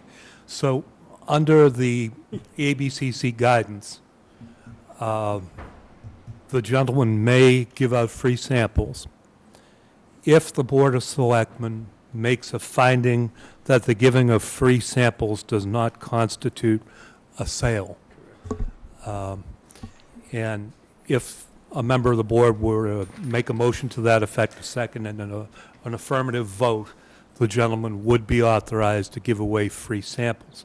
Of course, subject to all the other sections of Chapter 138 regarding over-serving of patrons, service to minors, and so forth. Yeah. Mr. Titlebaum.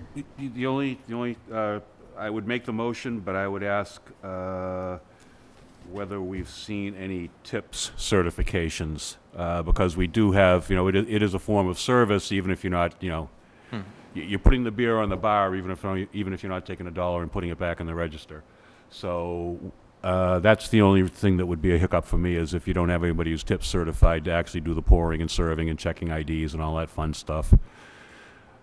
Mr. Slavin. Rich made a comment. I want to make sure I understood. You said that basically they could do a sample as long as it didn't lead to a sale? Or a sale didn't go with it? With your permission, Madam Chairman.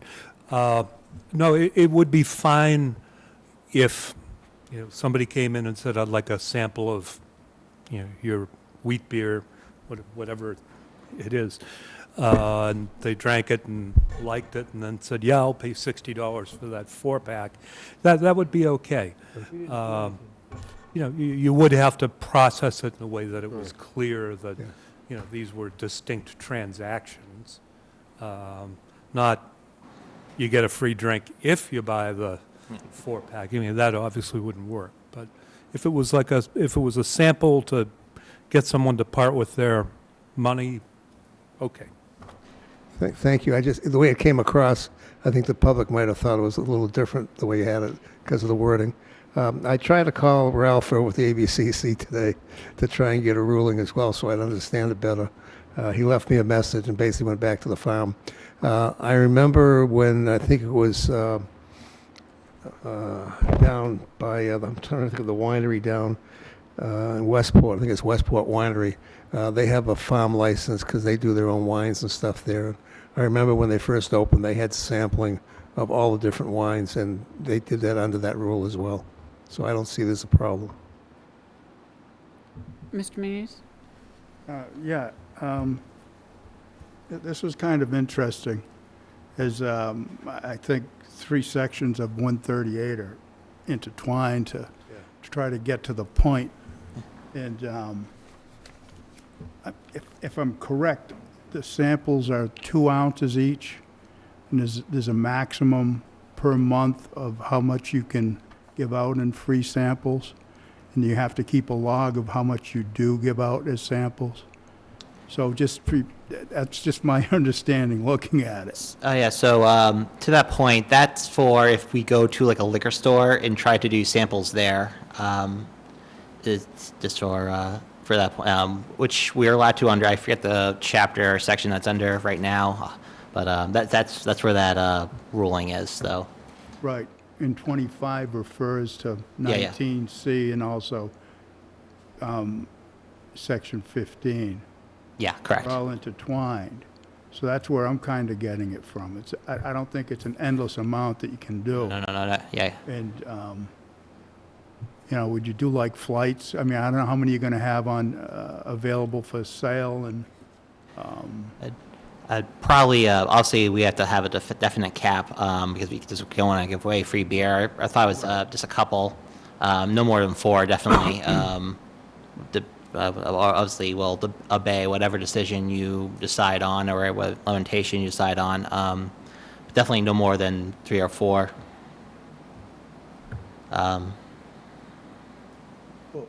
well, 2 ounces each. I mean, it's a sample. You don't, 4 ounces would be a big whop. Yeah. So, I mean, 2 ounces, it lets people flavor it, and if you have 2 or 3 brands or 4 brands at one time, that gives them the option to try a few of them without really having too much. Which it wouldn't be, it might be, I don't know. So I'd like to see, 2 ounce samples, keep a record, which you would as a business person anyhow. I don't know the limit of how many. What's the alcohol content? It will vary per beer. I drink Belgian quads, and that's like 10, 11, 12%, so that's a little different than a Budweiser. So you have to plan your night accordingly. Yeah, that's gotta be careful of that one. As the summer months approach, most of our beers will be pretty light. As a reference, the first 2 that are going to be out is we have a 6%, 6.3% IPA and a 3.6% ale. That said, obviously, if we do produce something that is, say, 10%, we're not going to give them, we probably wouldn't give them a full, whatever the maximum is, just because of the alcohol content of it. Same thing would go for when we eventually have full pours. We wouldn't have like we wouldn't give them a pint. We'd give that only as a half, just for, safety's sake, and also because it's strong beer, we're going to give people a chance to, sample it to enjoy it and not, drink too much of it. I'd say 2 ounce samples, 4 max. Mr. Slavin? Just a question for you. Is a 2 ounce sample enough for a customer to get a good idea of what they're trying? The only reason I ask, I'm a non-drinker. I don't drink at all, so I have no clue. What do you think? Could you repeat the question, please? I didn't hear it. What I was concerned is a 2 ounce sample enough for someone to get an idea of what they're going to buy? Is that enough to get an idea of what they're actually drinking? I go back and forth on myself. I think it's enough enough to get an idea. I don't think they get the full idea. It's kind of the equivalent of reading the back of a book. You have an idea what the book's about, but it's not you're not enjoying the full book until you enjoy the full drink. But it's enough to know, well, I like this. Is it worth the investment? The difference between 2 and 3 ounces, any difference as far as I'm asking your opinion only. I do think the extra ounce will help a little bit, but that said, it's not a deal breaker. I think an extra ounce will allow them to get a good gulp as opposed to a small sip. But I think it's not the huge difference. I mean, if that's a deal breaker. Would you prefer 3? I'm just asking straight quick question. I would prefer 3, but thank you. But not required. Mr. Tropiano? I have nothing to say.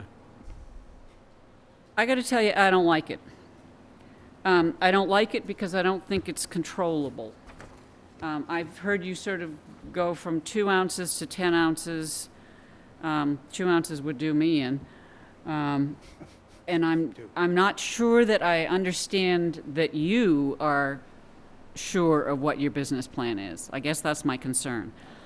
And also, when I talked earlier, I was under the impression that we actually had to somehow issue a license to you in order for you to do this. Am I correct, Mr. Bowen? My understanding of it, based on ABCC guidance, is that the state issues the overall license, and all that is required of the board is to allow this, is a finding and a vote that giving away the free samples does not constitute a retail activity. So the vote would have to be that specific. Yes, and with that vote, if it happened, you would send a letter to the ABCC advising them that you've made the finding, tell them what the vote was, and the free beer could go ahead. If the board decides not to make that finding, then there will be no free samples. Thank you. To clarify a point, we wouldn't be, the 10-ounce thing was under, that's under a different permit and a different license, so we wouldn't give that much. That'd be eventually when we file the pouring permit, which is down the line. This is just for free samples between now and whenever that's issued, if it's ever issued. I'll echo something that somebody said earlier, which is, yeah, we love to have new businesses in town, and we appreciate that. I'm just, let me back up. Do you have your occupancy permit? We do. Thank you. I'll entertain a motion. Any other questions? Again, the only issue I would have with approving the motion would be the tip certification. Do you have a tip certification? We do not, but we are planning to get it, and we are willing to not do free samples until we get it, if that is the... You could come back when you have a tip certification, and we will not entertain it until you do have such. Sounds good. Yes, sir. Madam Chairman, completely at the discretion of the board, but were you to make a finding tonight, no free samples could happen until the letter went into the ABCC. So another solution would be that the letter doesn't go to the ABCC until a tip certificate comes across the counter. Yep. But your discretion. What do you want to do, guys? Yeah, I'll move we make a finding that, free samples would aid in the development of the business and the sale of their packaged beers. So, it's my motion. Second. Motion made and seconded. Is there discussion? Mr. Muniz, What was question? that motion again? And you're finding that it would not be a retail activity. Right. So could you restate your motion, please? Okay, I move that the issuance of sample beers would promote in the business and is not a retail activity that would interfere with other retail licenses. Does that cover it, Attorney Bowen? Okay. Second again. Second. Okay. Okay, I'd like to see sample size of 2 ounces with a maximum of 4 samples per customer. Would you like that part of the motion? I would, they would need to come back, right? I mean, we're just making the finding now. We would do the final approval later. Is that how it works, Attorney Bowen, No. or no?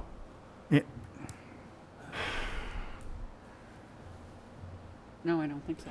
This is so brand new to us. We're kind of scratching our heads here. Yes. I guess once you make the finding, that's the finding. And that's all they need. And that's all, the finding plus the documentation of the finding sent to the ABCC we'll say they need 2 things. This vote, and then you to actually send the letter to the ABCC. I think you've got, I think the finding is the finding, or not. Right. Whether you actually then send a letter on to the ABCC could be subject to certain Conditions. other conditions. Okay.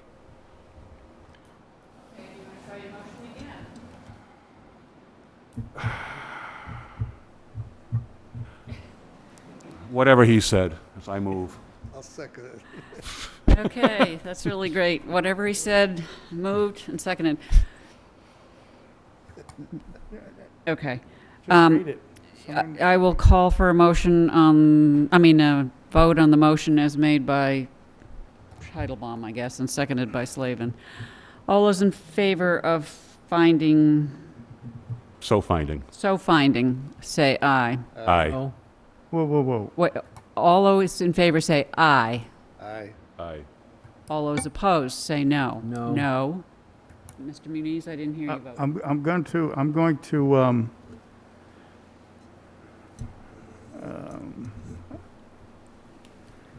vote present because I'm a little confused on where you're trying to go here.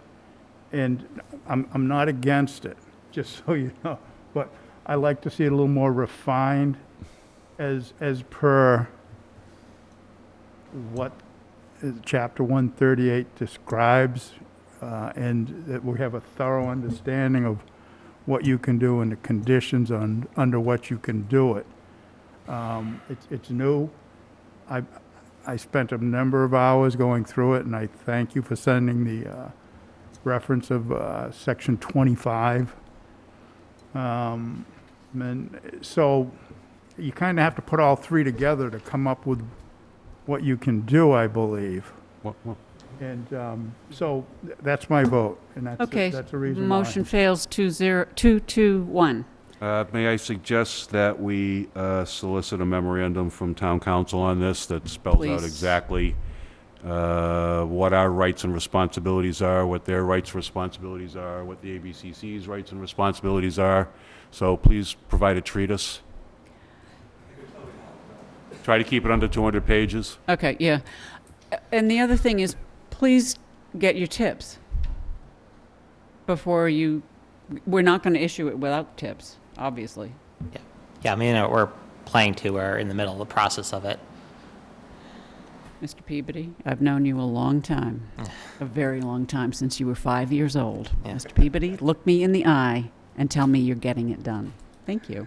I am getting it done. Thank you. Can I ask a question? Sure.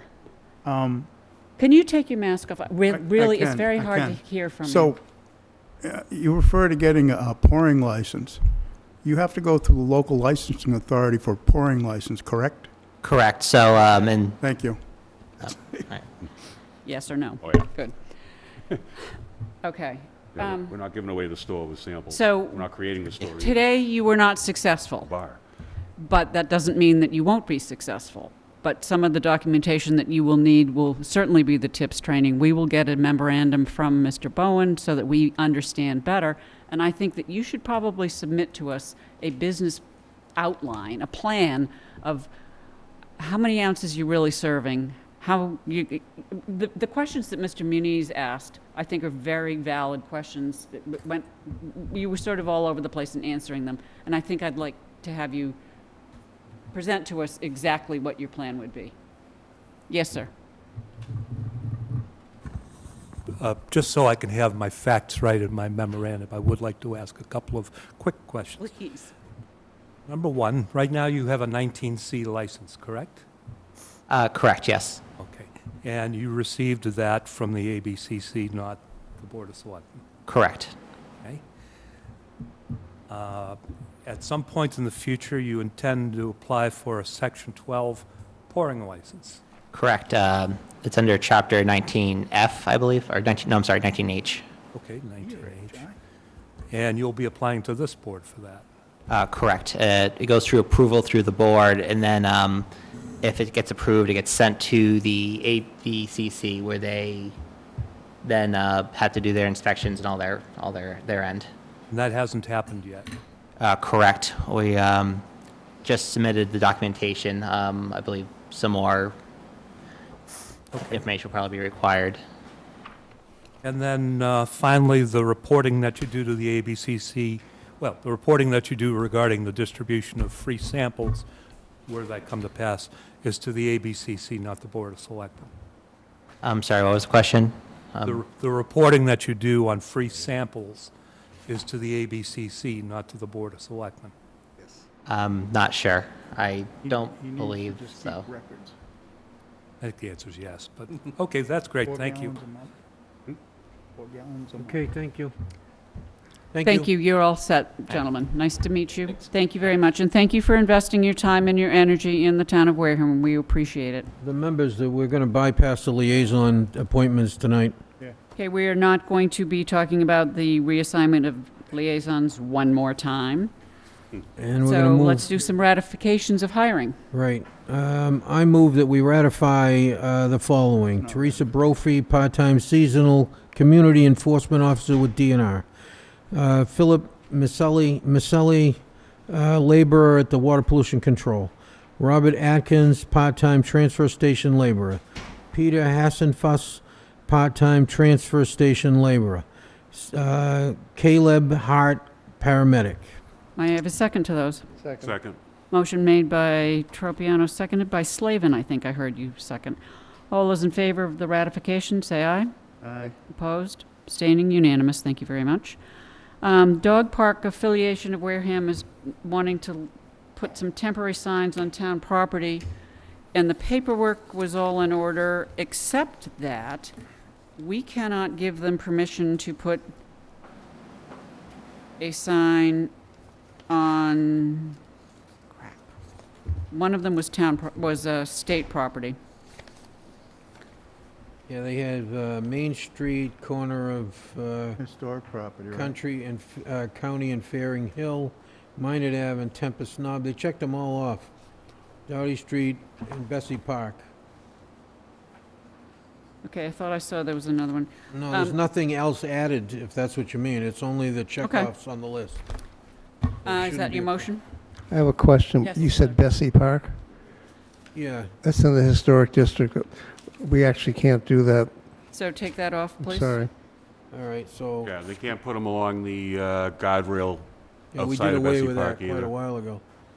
All right, so minus the Bessie Park, I move that we approve their. And you know what, I don't think that Main Street in front of Toby Hospital is even possible right now. No. No, it's not, so take that off there too, please. The grass area is town property. What else do you want to take off? Never mind, I'll The- bring it up later. Main Street in front of Toby Hospital, the first one and the last one, yes? Oh, that's gone right now, yeah. The first one on Main Street, Toby Hospital, the grass area, that is town property because we built the bump outs and stuff. It's not hospital Yeah, property. they've been allowing signs there. It's just so congested and so dangerous right now. Well, we went out of our way to make sure we put nothing on the bridges because that was the reason for that. Yeah, all And right. And we made a decision not to put it in Bessie Park. Yeah. As a historical district. But we have a history of at least 4 years of letting people put it there. Yeah, we Okay. have. We put them on that bump out. Yep. Okay, so your motion is excluding Bessie Park? Is that bump out even available right now? There's a fence See, comes that's all what the I'm way out saying. to No, the this is street, for the doesn't grass it? area. Yeah? Yeah, Okay. You have the sidewalk, the grass area, and then the curb. All right, I thought I saw that it was all the way out there, but that's fine. Nope. So your Okay. motion is everything except Bessie Park. Is there a Correct. second? Motion made except for Bessie Park. Is there a second? Second, sorry. Second. Motion made by Mr. Tropiano, seconded by Slavin. All those in favor say aye. Aye. Opposed, abstaining, it is approved. All right, I move we approve and make a confirmatory vote for the action we took on June 1, 2021, under 48-hour business to authorize the chair to respond to the OML violation complaint filed by Meg Sheehan on May 24th, 2021. Can somebody describe to me what that action was? I wasn't here for that Yes. portion of the meeting. Do you want me to read the letter into the record? I saw the complaint. I don't need to hear that nonsense all over again. But I just wanted to know what you guys discussed. We discussed that I would respond to the open meeting law complaint. Right. Are you going to respond in a similar fashion as I did to the one that I handled? May I read it into the record? You already did, right? Go ahead. The responses to Margaret Sheehan, 158 Center Hill Road, Plymouth, Mass. Dear Attorney Sheehan, I have been authorized by a vote of the Board of Selectmen to respond to your open meeting law complaint dated May 24th, 2021. In your complaint, you assert that it is a violation of the open meeting law for the Selectman chairperson to regulate the public comment section of the board agenda by not recognizing litigants actual or threatened. I note parenthetically that you are an attorney representing actual litigants who are suing Wareham and that you have threatened other litigation against this town. Your complaint is unfounded. The question of whether we may choose whom to recognize at our meetings is well settled, and the Attorney General has over the years, rejected similar complaints against municipalities. More recently, the Attorney General rejected the exact same complaint that you now make in a determination dated May 21st, 2021, a copy of which is attached hereto for your review.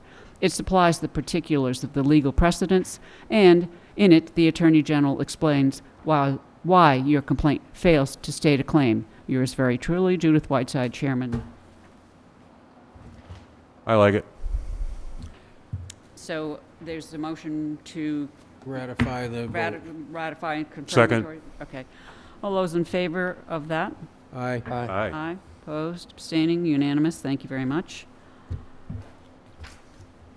All right, next up is under 24-hour business, 48-hour business, sorry. We have a signed permit application for the Wigwam Summer Festival. Now, that's interesting because I think this is the first time they've ever asked for a permit, right? No. What happened was here, they put the sign up actually on that grass area by Toby Hospital. The Reverend, I think Patricia's last name is Craig. She's was under the impression that some years ago they applied once, and therefore once you apply once, you can just do it every year whenever you want. Which they just didn't know. Unfortunately, the event is the 19th and the 20th.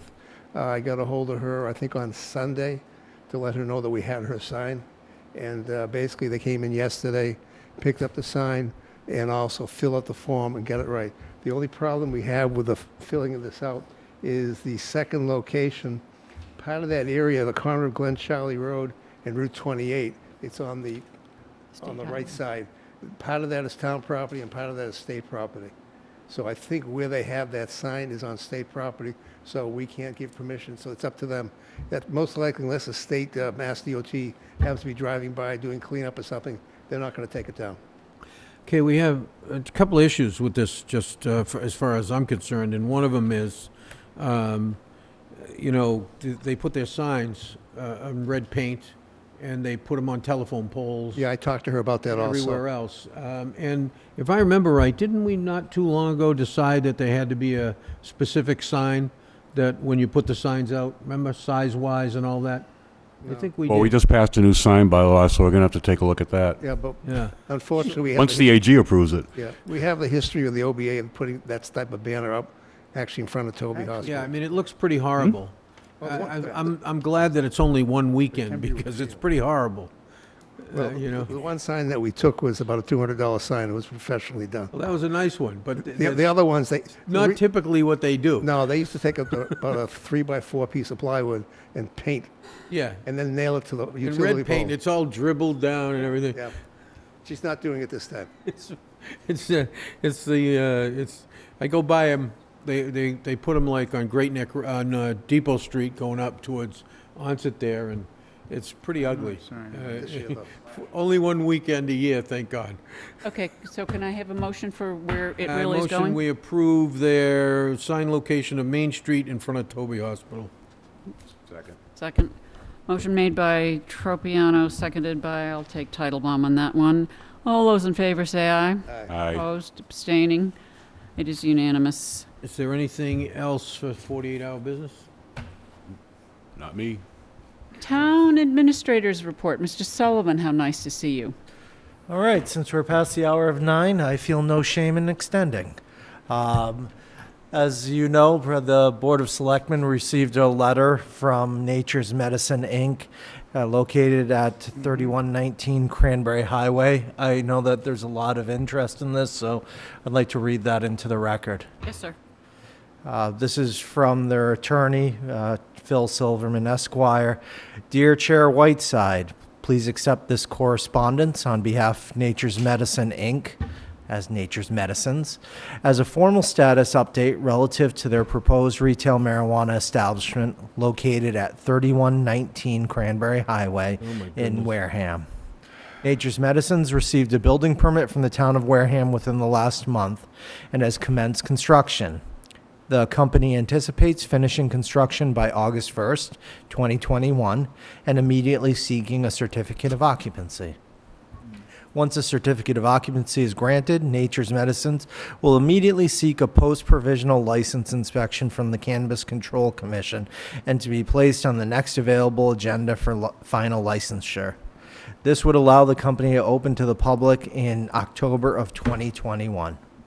So we know this one's taken a while as well, and it looks like October 2021 is the earliest we could see it. But it's good to have the update, as we hadn't heard anything in a while. Yeah. Thank you. There was a name change. It went from Zephyrs to Yeah, it went this. from something to something else. Nature's Yeah. Medicine. Okay. Nature's Medicine. Out of the delay. Okay. Zephyrs, I think, had a Fall River problem, so they did something else. Okay. Anything else, sir? Yes, it looks like, you mentioned it before. I want to let everybody know this Thursday, Town Hall will be closed in observance of the Juneteenth holiday. Wareham Free Library will be closed on Saturday, the day it's actually done for Juneteenth. It looks like Friday and Saturday they're closed. And then additionally, there's a pretty, I think, important RFP that went out not too long ago, and it was for the lease of the Oak Grove School. We had 2 respondents, South Shore Community Action Center and the Oak Grove Cape Verdean Cultural Center, Inc. They were reviewed by Director Buckland and myself, and the scoring was commenced on what was put out through the RFP. I'm very proud to announce that the Oak Grove Cape Verdean Cultural Center, Inc. has been awarded the contract. Oh, awesome. We have sent them the notice of award. We will finish up the contract for final vote to come forward. It's the contract essentially that was already in the RFP. So if there's anything anybody would like to say, that'd be... Yeah, I'd like to credit Selectman Slavin, because he's put in a ton of work on this over the years. This goes back to when we first got on the board. He's worked with the Cultural Council. He's worked with the gentleman who was in... Is Tiny still in charge? No. Alan kind of was the intermediary between Wareham and California when the gentleman was out there. He did a lot. He's worked on this and kind of just kept nudging the thing down the trail. So I think he deserves a lot of credit for assisting with this and making sure that it got to this point. I just want to make a comment. This would have not happened without our town administrator's work on this. Thank you, Derek. Yeah. I know that it's been something that has been something that you really wanted to accomplish on behalf of the Cape Verdean community, and I congratulate you and Mr. Buckland and everyone for getting it done. Thank you. It's great. They put together a very strong proposal. It's a very good thing for the community. South Shore Community Action Council did an excellent proposal. They are the ones that are leading the Head Start program. I don't think I'm speaking out of turn that they were a little frustrated to not be awarded it. We would ask that they work together to go. We think they're a very important part of our community. But they have the contract. It's specifically to serve kids in the Wareham-Bourne area. So we know that they'll be around the area. We did show them the East School before. They felt it needed more work than they were willing to put in at this time. So they're an excellent program, and look forward to them still continuing with and serving the children's needs in this town. Quick question for you. Would that building be available for community preservation funds? Which building? The east. East? Sure, it's a historic building. That would be a way of 1913. helping them Kind of doing, do it already. get there. I don't think they have an 1913, interest. Old enough. Okay, thank you. So, Okay, any other questions? yeah. Yes. So what's the length of the lease? I can't understand you, I'm sorry. What's the length of the lease? It's a 5-year lease. Oh, only 5 years. Correct. That's all you can do. Okay. We can go back in the fall and change some things in the charter or bylaws if we want to extend. 'Cause we put a lot of money into that building, 10 years ago? No, It's going on almost 12 now. Yeah. 12 years ago? It was, there was You some... here then? I wasn't here. I didn't think so. I wasn't. I remember we it was all part of the discussion of town meeting about the building and what we wanted to see in the future and the public wanted to see in the future. And that's kind of coming about now. And I'm glad to see it. Yeah, that was back, Marilyn Wally was the, I think, director of It was like in economic 2008. development, and that money all came But from the thank you. came from the federal government because they're doing a Head Start program there. I believe the town didn't put any money into it, if I'm not mistaken. I think it was all done through that grant. The former, pre-CETA, put money into it, and they EDIC. were paid back via the lease. Yes. Anyhow. But the grant came out of the federal government on that. And I'm acting like I remember as having been there. I just know from reading the things. So, Great.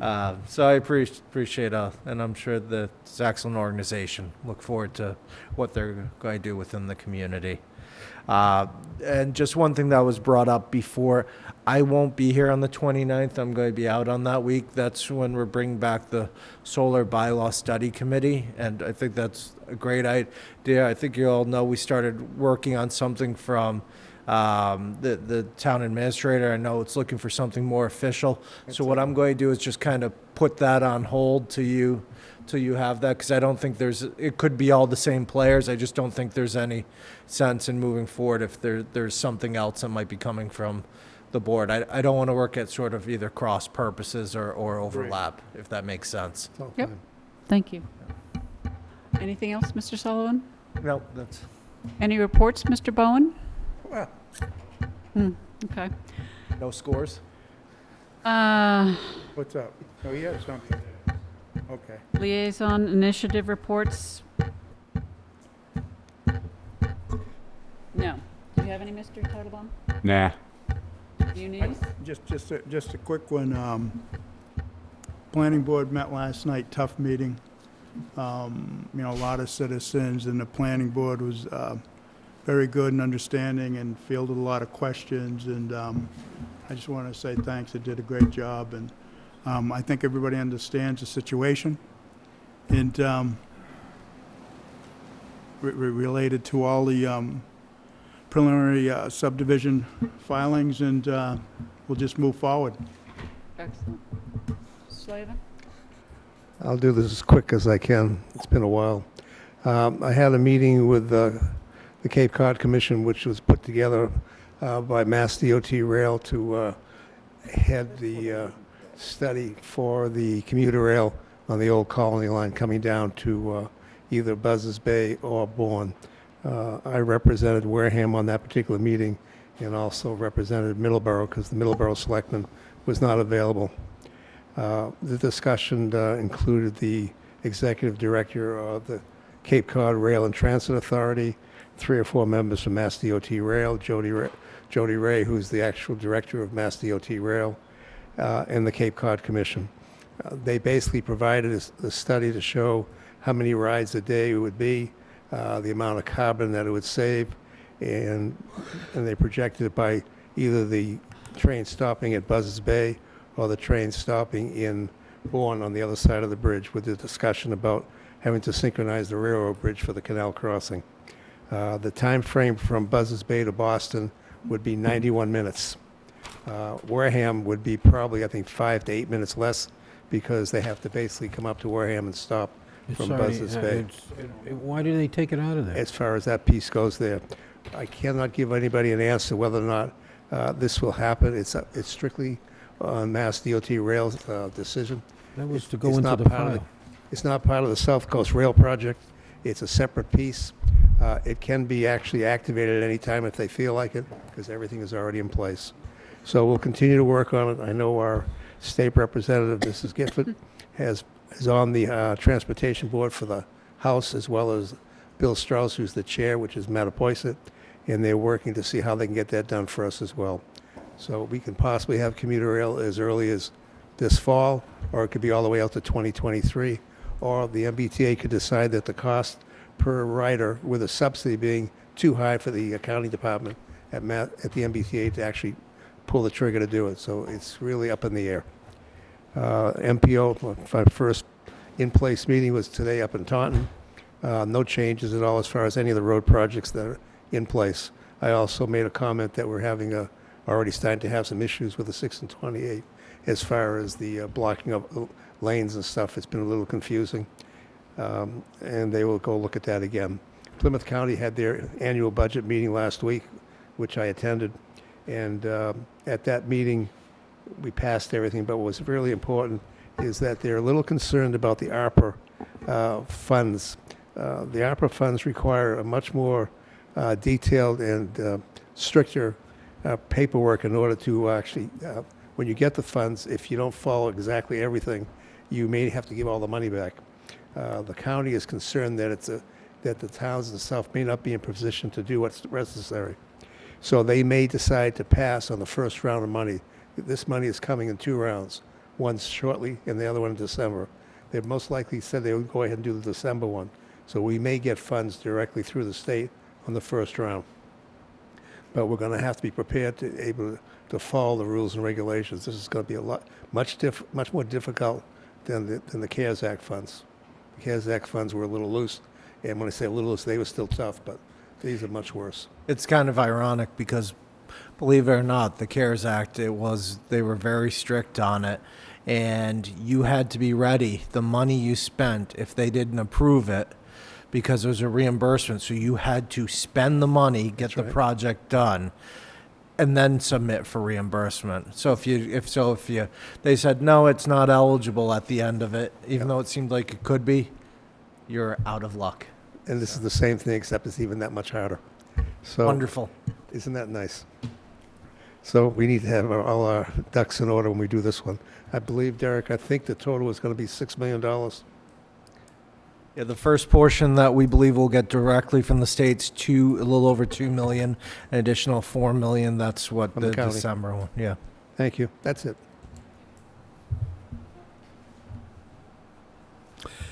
I have one thing. There's some good news as far as the new school is concerned. It looks like it might come on, or pretty good chance that it'll come on much earlier than expected, online, live. The only issue is there's something to do with the steps, just so you know, if they show up. And one other thing, that they need to show up. And if they show up on time, then the school will be turned over early. And I'm not going to tell you what the date's going to be because they haven't made the official announcement, and they will be making an official announcement, and I think I should allow them to do that. But I just want everybody here to understand that it looks like the project is going that well, that it may be or is likely to be turned over early. Perfect. So And that's hold very off on any motions to adjourn. I think. Okay, I have one Yeah. announcement or Right. one other thing. Perfect. I'm worried that somebody would jump onto it. No. We have minutes anyway. Yeah, we have minutes. On the 29th, we're inviting Bob Ethier to our meeting because we have a little proclamation for him. He is retiring after 18 years at the Board of Health.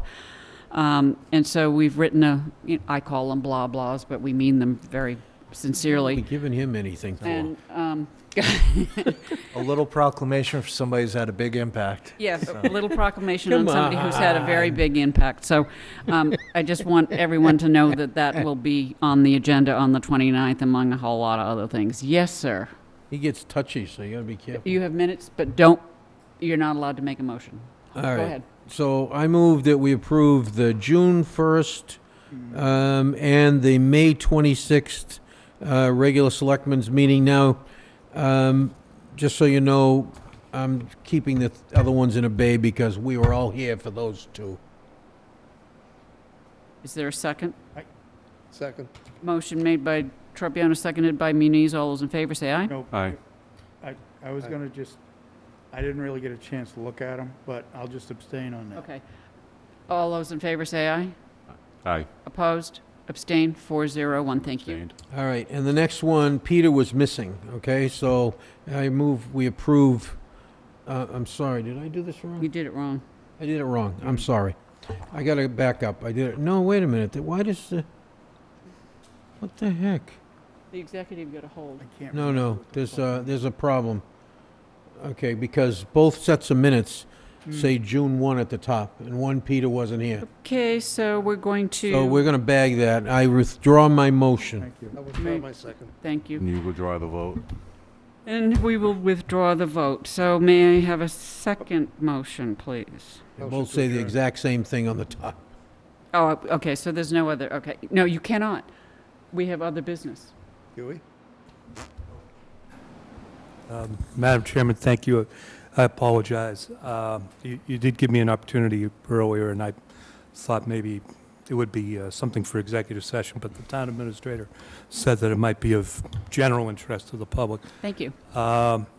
Last week, we had a contempt trial regarding the Wareham Ave properties, and we actually had the trial in the street in front of the properties. Perhaps the neighbor saw us blocking the street and milling around out there. And it's apropos to mention Mr. Ethier, who has worked very hard on this.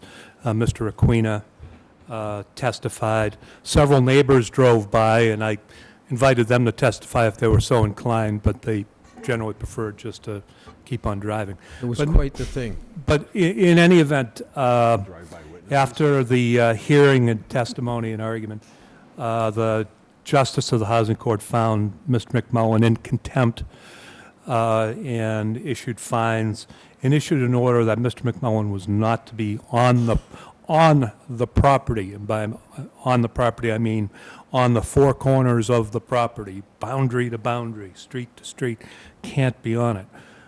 We have a return date in mid-July to address hopefully the remediation of the property.